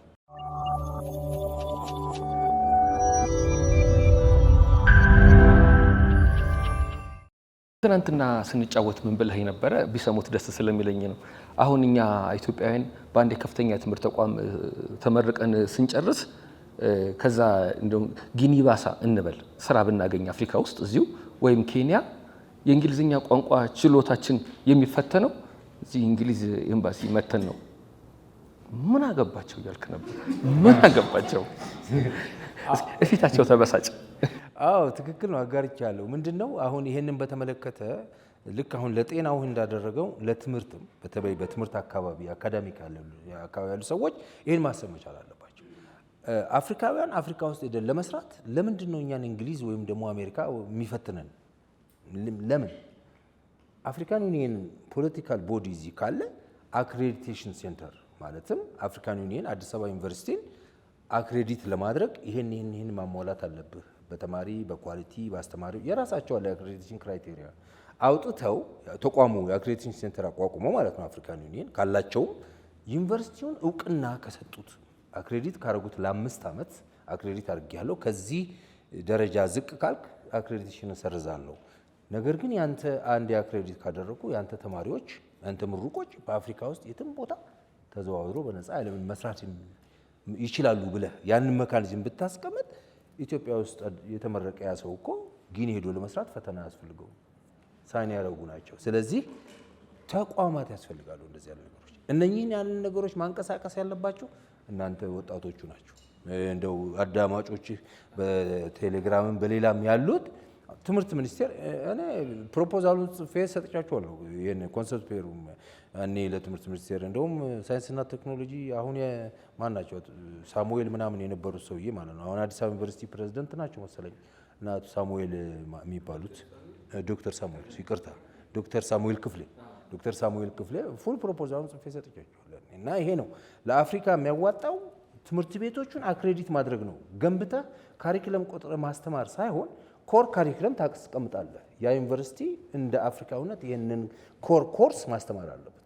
ያንን ኮርስ ካስተማረ ዩኒቨርሲቲው እውቅናው የመቀሌ ሊሆን ይችላል፣ የሐዋሳ ሊሆን ይችላል፣ የሐረር የአለማያ ሊሆን ይችላል፣ የአዲስ አበባ ሊሆን ይችላል። ያንን ካደረጉ የዛ ምሩቅ 55ቱም ሀገር ተዘዋውሮ መስራት ይችላል። ምክንያቱም እውቅና ስትሰጠው ያንን መስፈርት አሟልቶ እንዲያሟላ አድርገህ ካደረከው ኮምፒቲሽንም ይጨምራል። የኔ ተማሪዎች እኮ ሙሉ ለሙሉ አፍሪካ ሀገር ሄደው ይሰራሉ ትላለህ። ያን አይነት ኮንሰፕት እንዲኖር ነው የምፈልገው እና አሉ ብዙ ኢኒሼቲቮች ግን ይሄን ነገር እንዲኖር የሚመለከታቸው ክፍሎችም ይሁኑ ግለሰቦች ደግሞ መምህራን በተለይ ፕሮፌሰሮች ምናምኖች ይሄ ጉዳይ ይመለከታናል ብለው መስራትና ማቅረብ አለባቸው ብዬ ገምታለሁ። ለአደጋ መከላከልም ቅድም ጠቀሽ ያደርጋለሁ። መሬት ላንድ ስላይድ አዋሳ ሲኖር ለምንድን ነው ሄሊኮፕተር እኛ ከጃፓን ወይም ከአሜሪካ የምንጠብቀው? ሄሊኮፕተር ኢትዮጵያ ከሌላት ከዩጋንዳ ማምጣት መቻል አለብን።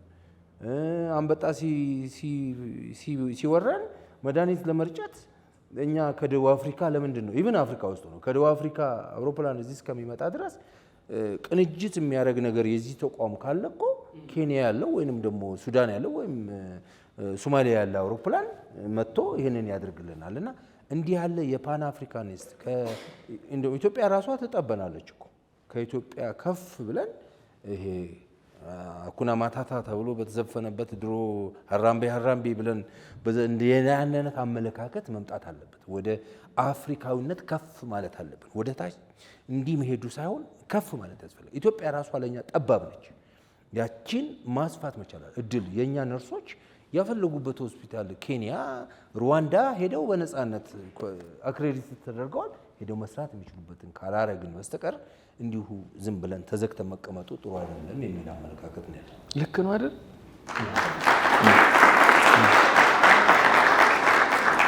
ዶክተር ተስፋዬ መኮንን የብዙ ሀሳብ ባለቤት ነው። ብዙ ነገር ደግሞ አትጠረጠር፣ ይደረጋል፣ እንናገረው። ከሀሳቦች ስናወራቸው ሀገር ነው የምንወደው፣ ሰው ነው የምንወደው። ስለዚህ ማን እንደሚተገብረው አይታወቅም። በአንድ ወቅት እንዲህ ሲባል ሰምቼ ነው የሚል የሆነ ሰው ይመጣል። መምህር ጌታሁን እዚህ ሰፈር ልመጣ ነው። መምህር ጌታሁን አንድ ያስተማሩት ተማሪ በልጅነቱ የሚያውቁት ሰው አሁን ስለ ብዙ ጉዳይ ሲተነትን እየሰሙ ነው። አልተዘጋጁም፣ አውቃለሁ። ድንገት ነው። አንድ ስላየነዎት ደስ ብሎናል። ሁለተኛ ደግሞ ትንሹ ተስፋዬ መኮንን እንዴት ያለ ሰው ነበር? በተሰጠኝ እድል አመሰግናለሁ። ማለት ለተሰጠኝ እድል እኔ አሁን በጣም ስሜታዊ ነኝ። ምክንያቱም ሁላችሁም እንዳዳመጣችሁት ሁለገብ የሆነ እውቀት ነው የፈሰሰው። እንግዲህ ይሄ የዛሬ 45 ዓመት እኛ አብረን በነበርንበት ጊዜ የሰጠነው ሳይሆን ራሱ በየጊዜው ያዳበረው ነው። አንድ አባባል አለ፣ የሚያጠግብ እንጀራ ከምጣዱ ያስታውቃል የሚባል። ዶክተር ተስፋዬ ያ ሰው ነው። ያንን እመሰክራለሁ። እንዴት ትመሰክራለህ ብትሉኝ፣ በዚያን ወቅት እኛ ወደ ኩባ ይዘናቸው ከሄድናቸው ተማሪዎች መካከል በልዩ ልዩ አስተሳሰባቸው ላቅ ያሉት ተማሪዎች አመራር ላይ እንዲቀመጡ ይደረግ ነበር እና የተለያዩ ኮሚቴዎች አሉ፣ የትምህርት፣ የስራ፣ የጤና እንደዚህ የሚባሉ እና በመጀመሪያ ጊዜ ዶክተር ተስፋዬ የትምህርት ኮሚቴው መሪ ነው የሆነው። እንግዲህ ለዚህ ለመመረጥ ከሱ ላይ ያየነው ነገር ነበር ማለት ነው። እኛ በወቅቱ እንደ መምህራን በዚያ ስራ ላይ ደግሞ ከዛ ኮሚቴ ጋር አብሬ ተባባሪ ሆኜ መስራት እድል ነበረኝና ያንን ኮሚቴ በሚገባ ነው የመራው። ተማሪዎች በትርፍ ጊዜያቸው እንዲያጠኑ ማበረታታት፣ ማገዝ የመሳሰሉትን ስራዎች። ይሄ ስራ በወቅቱ አንድ ሜሪት አስገኘለት ለሱ። እኔም አብሬ ተሳትፍ ያለሁ ላቅ ያለ አስተዋጽኦ ላሉ ተማሪዎች በዚያ ሀገር በዚያን ጊዜ የመዝናኛ ፕሮግራም ይዘጋጅ ነበር። ከነበርንበት ደሴት ለአንድ ለተወሰነ ቀን ምናልባት ለአንድ ሳምንት ለሚሆን ነገሌ እዚህ ቦታ ሄደው ሊዝናኑ ይገባል ተብሎ ሙሉ ወጪ ተሸፍኖላቸው ወደዛ እንዲላኩ ተደረገ። እንግዲህ ይሄ በዚያን ወቅት የነበረ ጅማሮ ነው። ከዚያ በኋላ በትምህርቱም እየዳበረ በሙያውም እንትን እያለ በሄደ ቁጥር በሌሎቹም ቅድም በተዘረዘሩት መጽሐፍቶችም እንደተዘረዘሩት ሁሉ የእሱን ማንነት ማየት ተችሏል። ስለዚህ እኔ እንደ አንድ መምህር በህይወቴ በቃ እርካታዬ እንደዚህ አይነት ተማሪዎቻችን መጥተው እንደዚህ አይነት መድረክ ላይ ብቁነታቸውን አስመስክረው መታየታቸውን ማየት ነውና በእውነቱ ህይወቴ በጣም ደስ ይላታል። ደስተኛ ነኝ እና ደግሞ አመሰግነዋለሁ። አሁንም ረጅም እድሜና ጤና እመኝለታለሁ። ይሄንን ነው ልል የምችለው።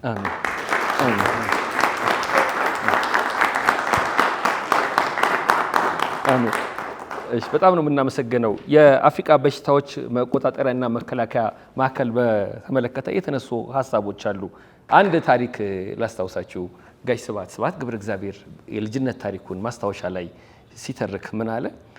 ልጅ እያለሁ አድዋ እርባ ገረል የተባለ ገጠር መንደር ከእናቴ ጋር የሆነ ቦታ ሲሄድ ድንጋይ ያስተለኛለች የምትችለውን፣ እሷ የምትችለውን ትይዛለች።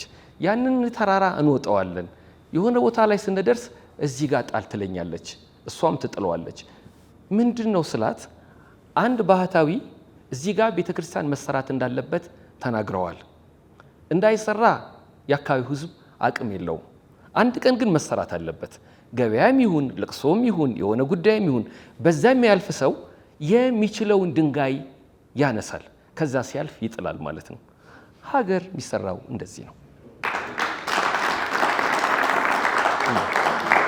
አመሰግናለሁ። እኔ እንኳን ለመናገር ዝግጁ አልነበርኩም። አቶ ጌታሁን ሲናገርም ቅድም አንተም ደጋግመህ ስታነሳ ትንሽ ነሸጥ አድርጎኝ ነው። የዶክተር ተስፋዬ የቅርብ ጓደኛ ነኝ። እዚህም ሀገር ተወካዩ ነኝ። ቅድም ሲገልጽ እንደነበረው ትረካውን ቅድም ሲናገር ያው ከመጀመሪያ ጀምሮ ቀይ አንበሳ ጀምሮ ሲታተም ጀምሮ በደንብ አውቃለሁ። ብዙዎቹ መጽሐፍቶችን በእኔ በኩል ነው ያለፉትና እንደ አዲስ ነው ሳዳምጡ የነበረው። ያልተነገሩ ብዙ ነገሮችም አሉ። እሱም አይናገራቸው ምናልባት ትንሽ ነገሮችን እገልጻለሁኝ። አንድ ነገር ግን በጣም እርግጠኛ ሆኜ መናገር የምችለው ዶክተር ተስፋዬ ቅድም እሱ ሲገልጸው ከነበረውም በላይ ሁለገብ ሰው ነው። ሁለትም እነዚህን ቅድም የተጠቃቀሱ መጽሐፍቶችን እየጻፈ ያለው ፋይናንሻል ሪዋርድ ለማግኘትም አይደለም። የቅርብ ሰው ስለሆንኩ መመስከርም ስላለብኝ ነው።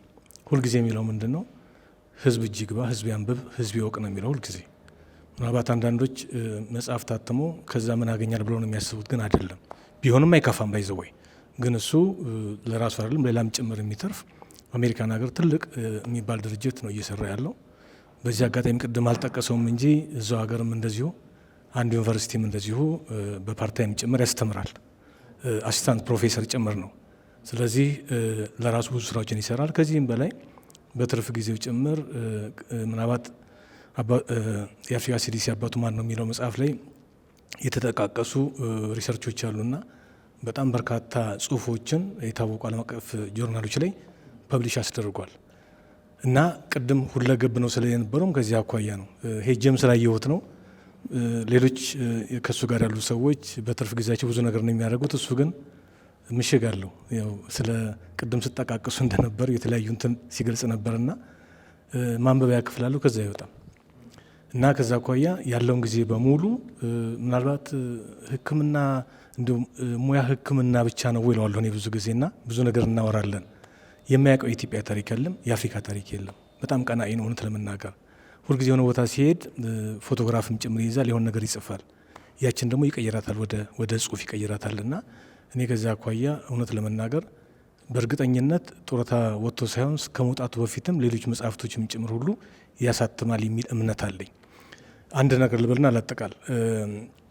አባቱ ማን ነው ብሎ ሲጽፍ እያንዳንዷን እንትኗን በየጊዜው ይልክልን ነበር እና የነበረውና ከኮንሴፕት ፔፐሯ ጀምሮ የእሱ ናት። መቼም ስለምናቅ መመስከር መቻል አለብን። ባለቤቴም አለች በቅርበት ቅድም የጠቃቀሳቸውን ሰዎች ሁሉ እንዲያገኝ ስታመቻች የነበረው ባለቤቴ ናት። ኮንሴፕት ፔፐሯን መጀመሪያዋን እጃችን ላይ ነበር የነበረች እውነት ለመናገር። ኋላ ላይ ግን እሱ ራሱን መግለጽም ጭምር አይፈልግም፣ ወደፊት መውጣትም አይፈልግም እና ቅድም እንደ አንተ ደጋግመህ እንዳነሳው ሲቀራመቱ ስናይ ምን ማለት ነው ስንል ነበር የነበረውና ያነሳሳውም እሱ ራሱን ለመሸጥ ሳይሆን ከሱ በላይ ኢትዮጵያ ኦን ማድረግ አለባት፣ የኢትዮጵያ ስም ከፍ ማለት መቻል አለበት ነው የሱ መነሻው እንጂ ተስፋዬ መኮንን ይሄ ሆነ አልሆነ የሚያገኘው ምንም ነገር የለው። ነገር ግን ኢኒሼቲቭን የወሰደችው ኢትዮጵያ ናት። ይህን ጽሁፍ እኮ ቅድም ሲገልጸውም ነበር የነበረው ለሌላ ለአፍሪካ ሀገር ቢሰጠው ለሆነ ሀገር ምናልባት ዲፕሎማት ያደርጉታል፣ ሌላ ነገር ያደርጉለታል። ግን አይደለም፣ ኢትዮጵያ ቀድማ መውጣት አለባት፣ ይህ ሀሳብ የኛ መሆን አለበት ብሎ ውጭ ጉዳይ፣ ጤና ጥበቃ ሚኒስቴር በግሉ ስልክ እየደወለ የዛን ጊዜ እንደው መጀመሪያ አካባቢ እንዳሁኑ ዋትሳፕ ምናምን አልነበረም። በግሉ ስልክ እየደወለ ሰዎችን እየገፋ ሲመጣም በራቸውን እያንኳኳ ብዙ ነገር ይሰራ ነበር የነበረውና እኔ መደበቅ መቻል የለበትም። ስለ መስኮት ተነስቷል እናውቃለን። እዚህም ጓደኞች አሉ። ዶክተር ግርማቸውም እዚህ አለ አብሮ ከሱ ጋር ይሰራ የነበረ ያችን ያቋቋሙት እነሱ ናቸው። ኋላ ላይ ግን ተነጥቆ ሌሎች ፕሮሞት ሲያደርጉ ጭምር እንሰማ ነበር የነበረውና ብዙ ጊዜ አይወጣም። ዛሬ ነው ለመጀመሪያ ጊዜ። ካሁን በፊት አንድ ጊዜ ሪፖርት ላይ ወጥቶ አይቼዋለሁኝ። ያው አመቻችተንለት ዛሬ ነው ፊት ለፊት እንደዚህ ወጥቶ ስለ ራሱ እየገለጸ ያለው ስለበዛበት ነው። እኛም ስለገፋ ነውና ከዚህ አኳያ ዶክተር ተስፋዬ እውነት ለመናገር ሁለገብ ሰው ነው። በዚህም ብቻም አይደለም አሜሪካን ሀገር በኢትዮጵያን ኮሚኒቲ በአትላንታ አካባቢ መስራች ከሆኑና ትልቅ ስራ ከሚሰሩ ሰዎች ውስጥ አንደኛው እሱ ነው። የቤተክርስቲያን ገብርኤል ቤተክርስቲያን አለ። እዛም በማህበራዊ ህይወትም ጭምር ሰፊ ነገር እንዳለው ልግለጽ ብዬ ነውና እዛም ቤተክርስቲያኗ ትልቅ ድርሻ እንድረስ ከሚያደርጉ ሰዎች አንደኛው ነው። እሱ ብቻም አይደለም የኢትዮጵያ ኮሚኒቲ አለ። ትልቅ ሀብት አለው እዛ አካባቢ። ያንን ባለቤት እንዲሆን ኢትዮጵያ ኮሚኒቲ ካደረጉት ውስጥ ነው። ሰሞኑ እዚህ መጥቶ ሁሉ እኛ ተኝተን ለሊት ሁሉ እየተነሳ የሆነ ጉዳይ ነበር እየተከታተለ እዚህ ሆኖ ሲያስፈጽም ነበር የነበረውና ሁለገብ ነው።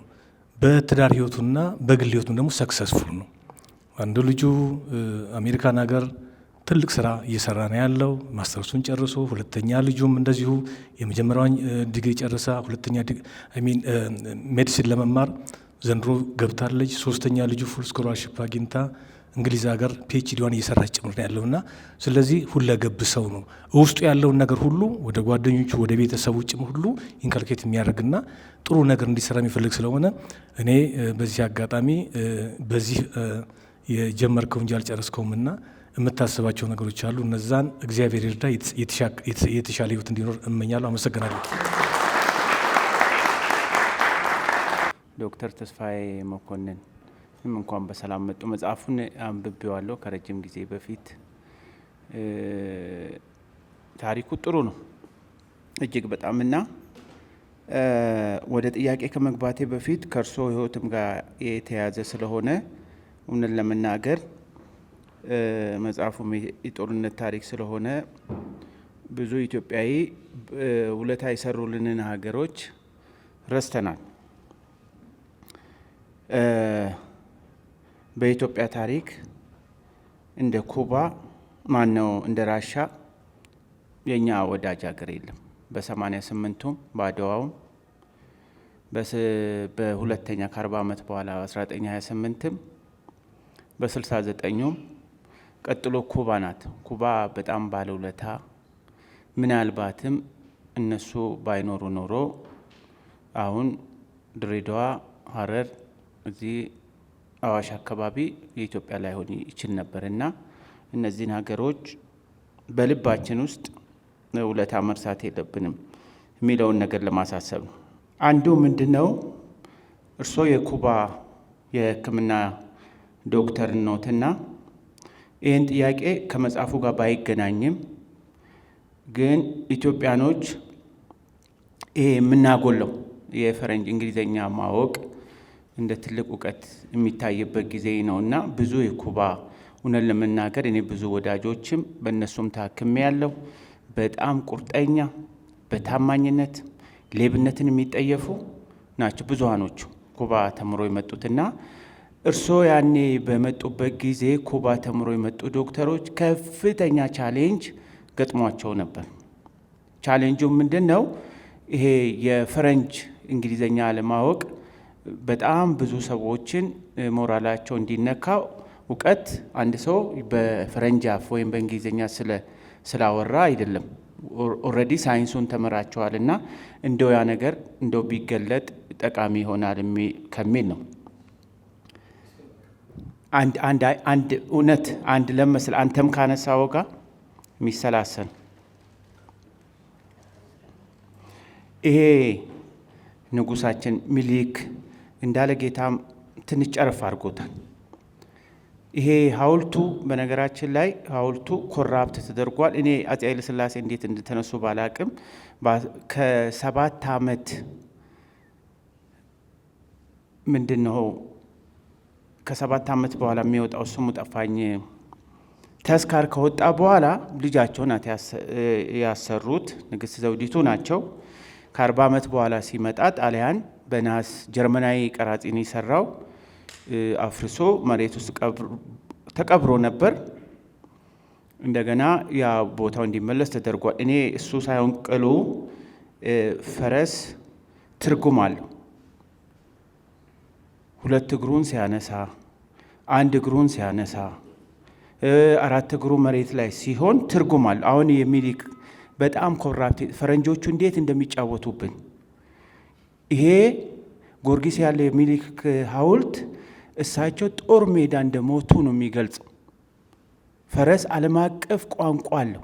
1 እግሩን ሲያነሳ፣ 2 እግሩን ሲያነሳ፣ 1 እግር ካነሳ ጦር ሜዳ ቆስሎ የሞተ ማለት ነው።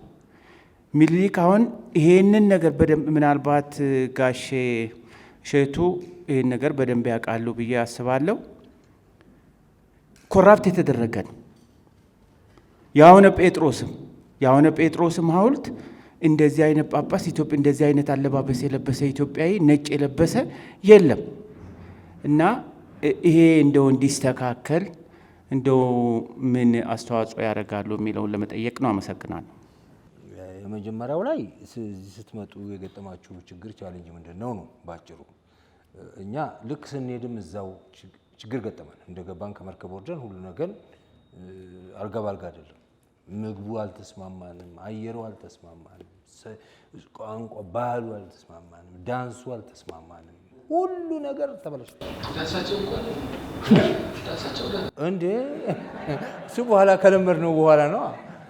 ከዚህ እንደወጣ ግን እዛ እንዲህ ሲባል በቃ ካልቸራል ችግር ገጠመን። እርስ በርስ ራሱ የመጀመሪያው ዙር ሄዱትና እነኛ ዓመት ኖረዋል። እነሱ ከሄዱ በዓመት ነው እኛ ሄድ ነው። እኛና እነሱ ማለት እንኳን ችግር ተፈጠረ።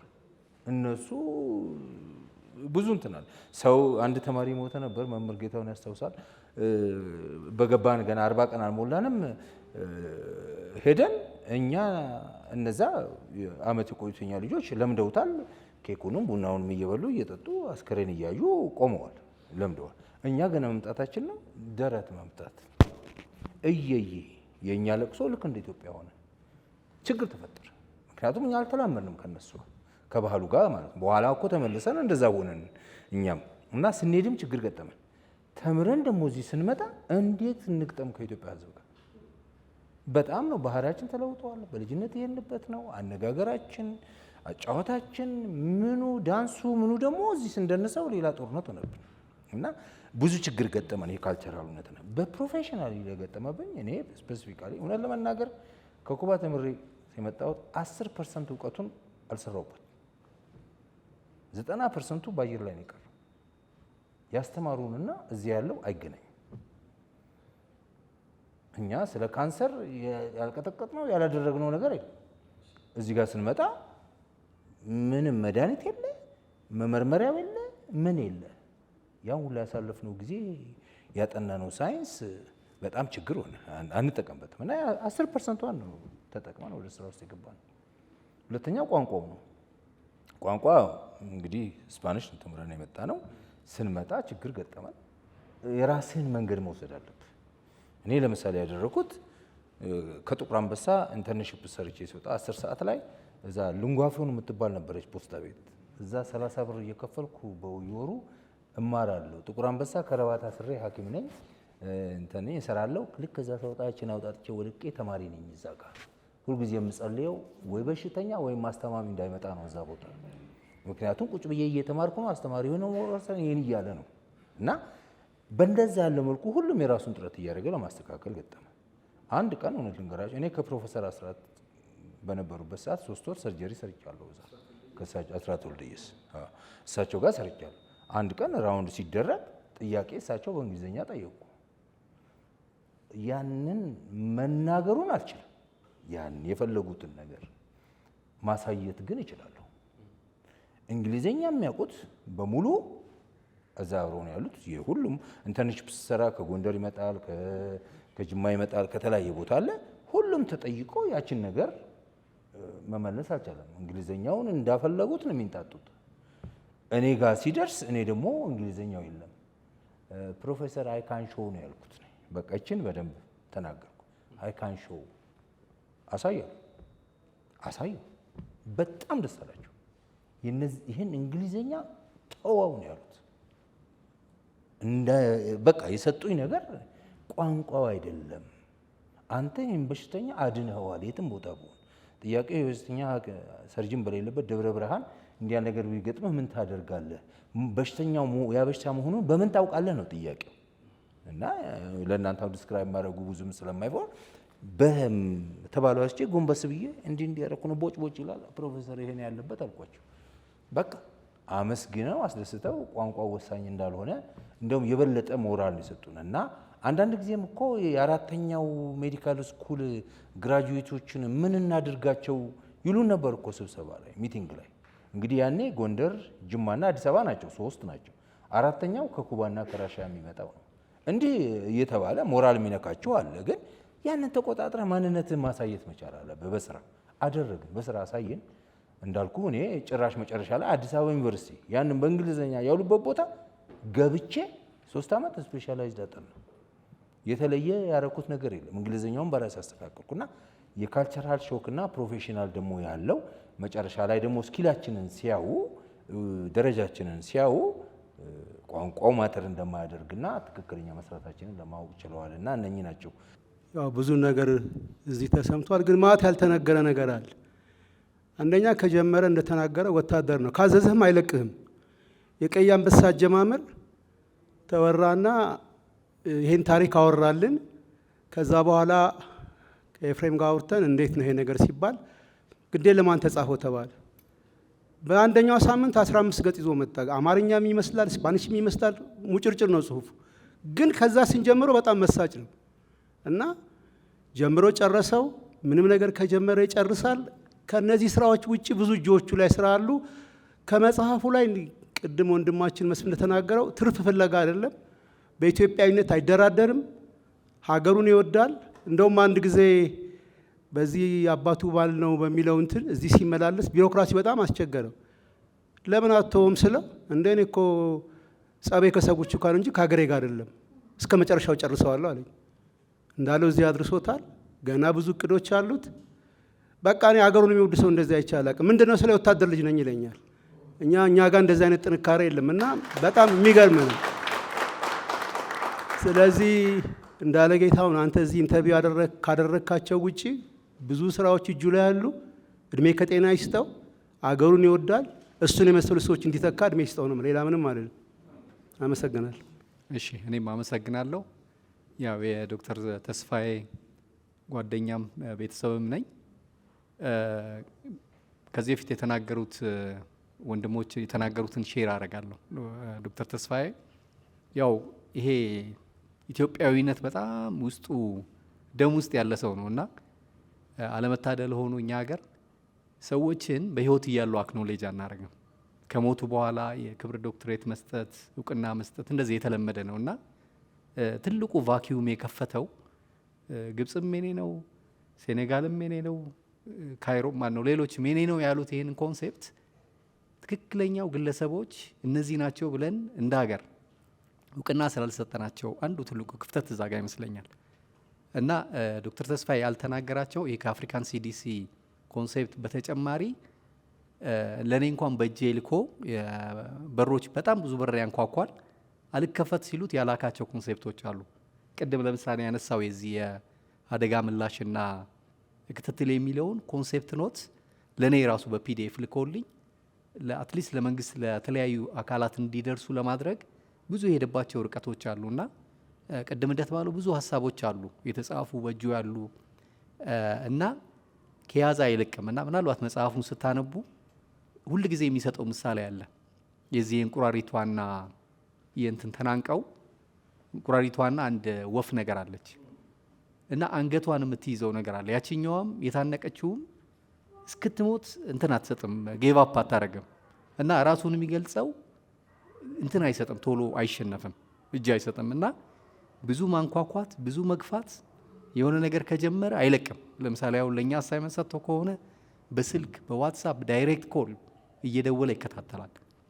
ምናልባት ያላነሳው ሌላ ከመጽሐፎቹ በተጨማሪ ዶክተር ተስፋ ያለው ኮንትሪቢዩሽን በዚህ በካፓሲቲ ቢልዲንግ ያለው በተመረቀበት የዚህ ኢንቫይሮንመንታል ሄልስ ዲዛስተር ኢፒዲሞሎጂ ኤንድ ቶክሲክ አውትብሬክ ኢንቨስቲጌሽን የሚባሉ ትሬኒንጎች አሉ። ያው እኔም በዛው ሙያው ስላለው የሚያስበው ምንድን ነው ሎካል ካፓሲቲውን እዚሁ የእኛ ልጆች አሰልጥኖ ያንን ስልጠና እነሱ እንዲሰጡ ማድረግ።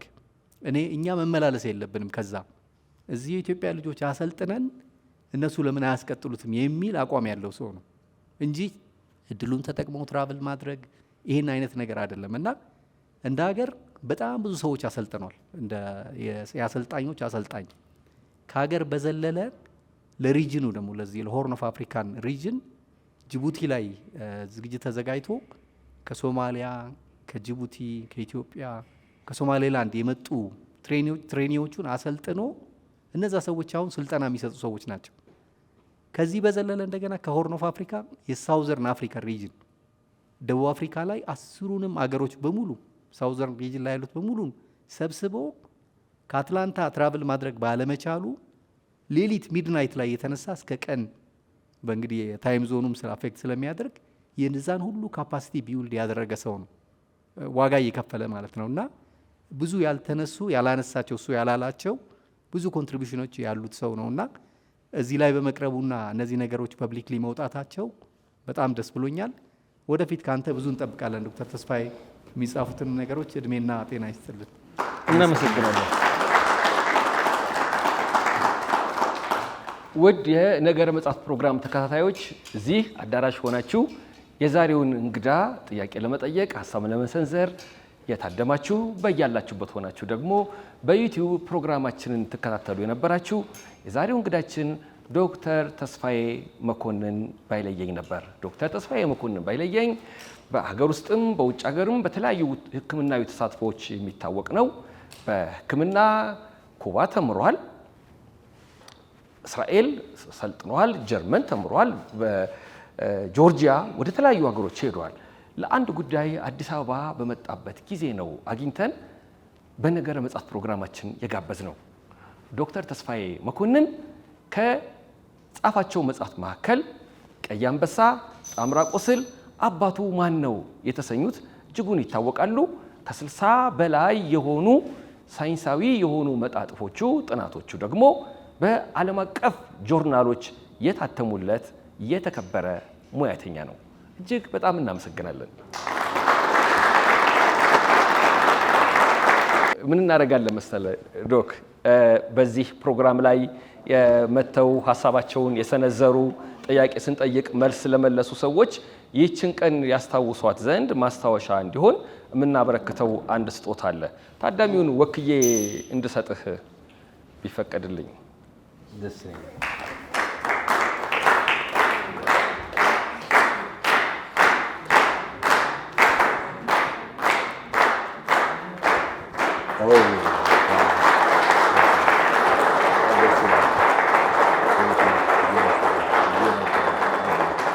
ቀይ አንበሳ በጠይም ሰው እጅ ገብቷል።